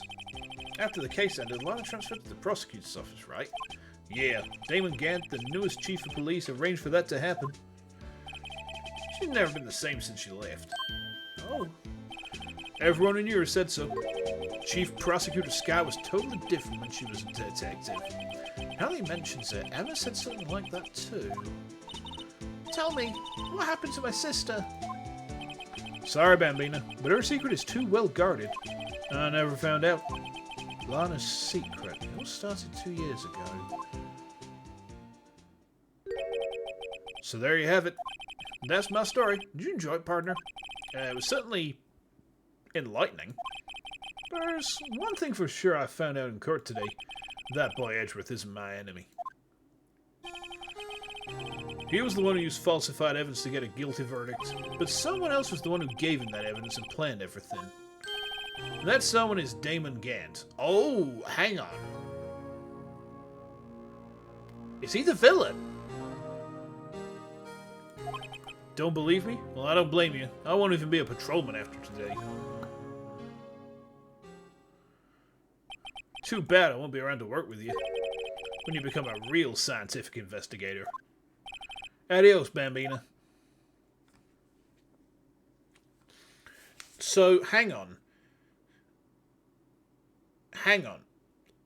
Let me cook. Let me cook, chat.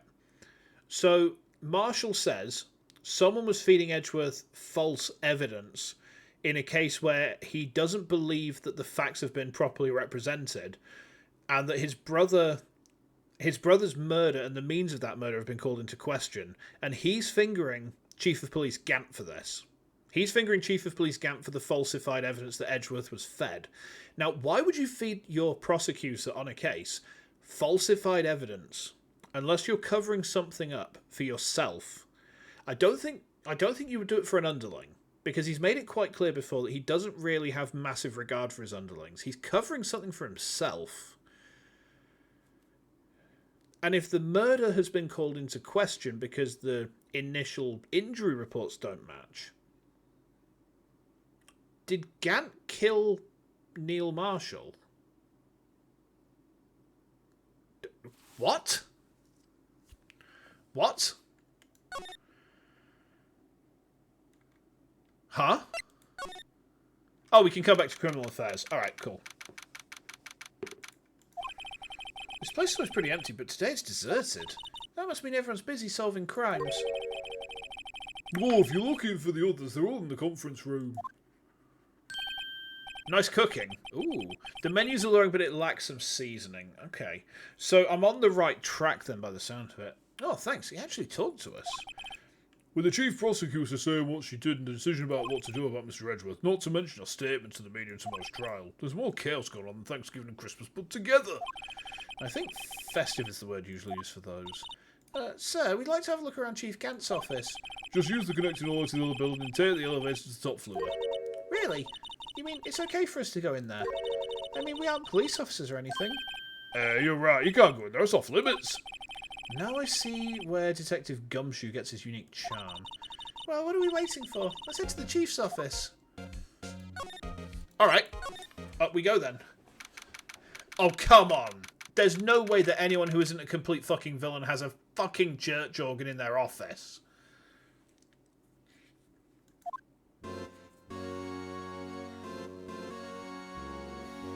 This is the creepiest work office I've ever seen. Whoa, where am I? In the chief's office, silly. That's what it said at the door.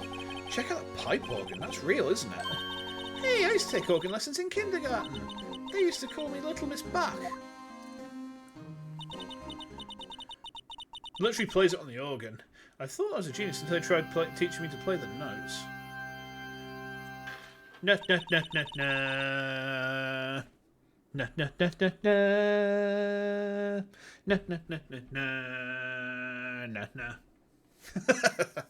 Do you know they've been? Did I know they've been having trouble selling old church organs? I don't know if I like where this is going. Go ahead. The organ is the one instrument skeletons are bad at playing. Oh, no. I never could remember where C was.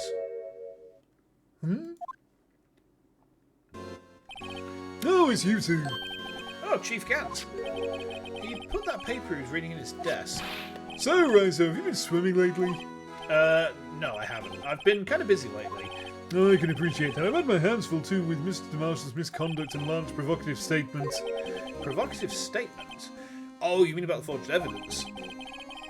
2 years have passed since that incident. My, how time flies. His team's name's Swimming, anyone? Oh, God. See that big picture on the wall over there?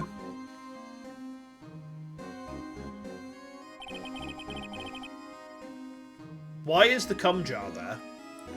Why is the cum jar there, chat? That's a picture of Lana, Neil, and me. So this is Mr. Marshall's brother, Prosecutor Neil Marshall.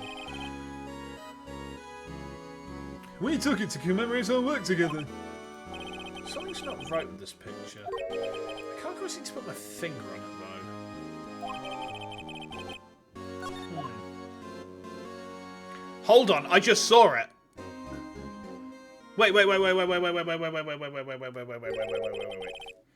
Anyway, I'd like to reminisce all day, but there are matters that need my attention. Hold on, let's have a look at this picture, right? Look at this. That suit of armour is holding an upwards pointed blade, right?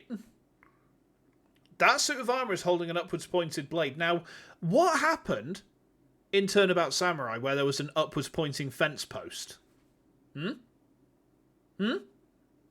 I think we see where this is going. And why is the cum jar there? That's got to be relevant in some capacity. The shield is already broken, so that's not relevant, but I'm going to look up here, so let's go out together. Oh, but this office, it was a crime scene 2 years ago, wasn't it? That case has long since been over. There's no need to investigate it anymore. All the same, we still like to have a look around. Oh, perhaps you didn't hear me. I said there's no need to investigate it anymore. Oh, now hurry up and get out. I have a meeting to attend. We got to get in there. Looks like we aren't welcome. It seems that case isn't over with the after all. What do you mean? Chief Gant denied our request to search the crime scene. That means there must be a reason he doesn't want us looking around in there. You mean like a clue? There's got to be a way we can get inside the chief's office. Okay, but we've been going for 3 hours, which is a bit longer than I thought we would do. I'm actually going to wrap up there, because I think what we're going to do is we'll try and get the next stream to be like the one where we wrap this whole thing up, right? So it's probably going to be like a weekend jobber. So pull over here. Okay. Right, nice. I don't think my Yeet screen is working here at the moment, by the way, so I should be safe from Kurumi in chat for a little bit. Ah, no worries, Hades. Thanks for hanging around again. I'm just going to see... Is there anyone online that we could plunder? We'll have a look. Hold on. Let's have a look at the raid doc.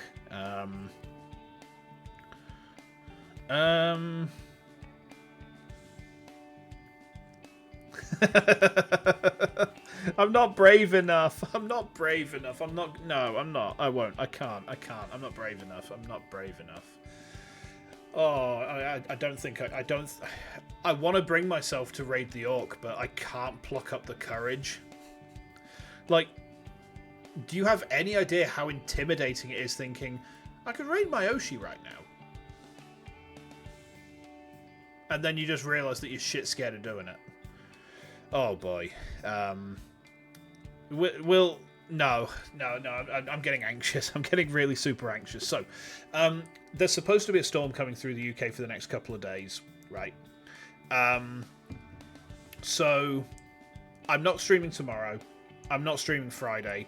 Saturday, Sunday, maybe. It depends. The thing is, this storm that's coming through, it's either going to be very persistent, steady rain, or lots of very short, sharp, nasty showers. But we've got, like, flood warnings all over the fucking place at the minute. So, you know, I'm not streaming tomorrow. Not streaming Friday. Saturday and Sunday, we will see how we go. In the meantime, cheers for hanging out with me tonight. Maybe next time I'll pluck up the courage to go and raid that big green bugger. But in the meantime, I will see you guys soon. Enjoy the rest of your day, whatever time it might be. And thank you for hanging out with me again tonight. And we'll try and wrap up this case next time. Yep, sounds good. All right, I'll see you then.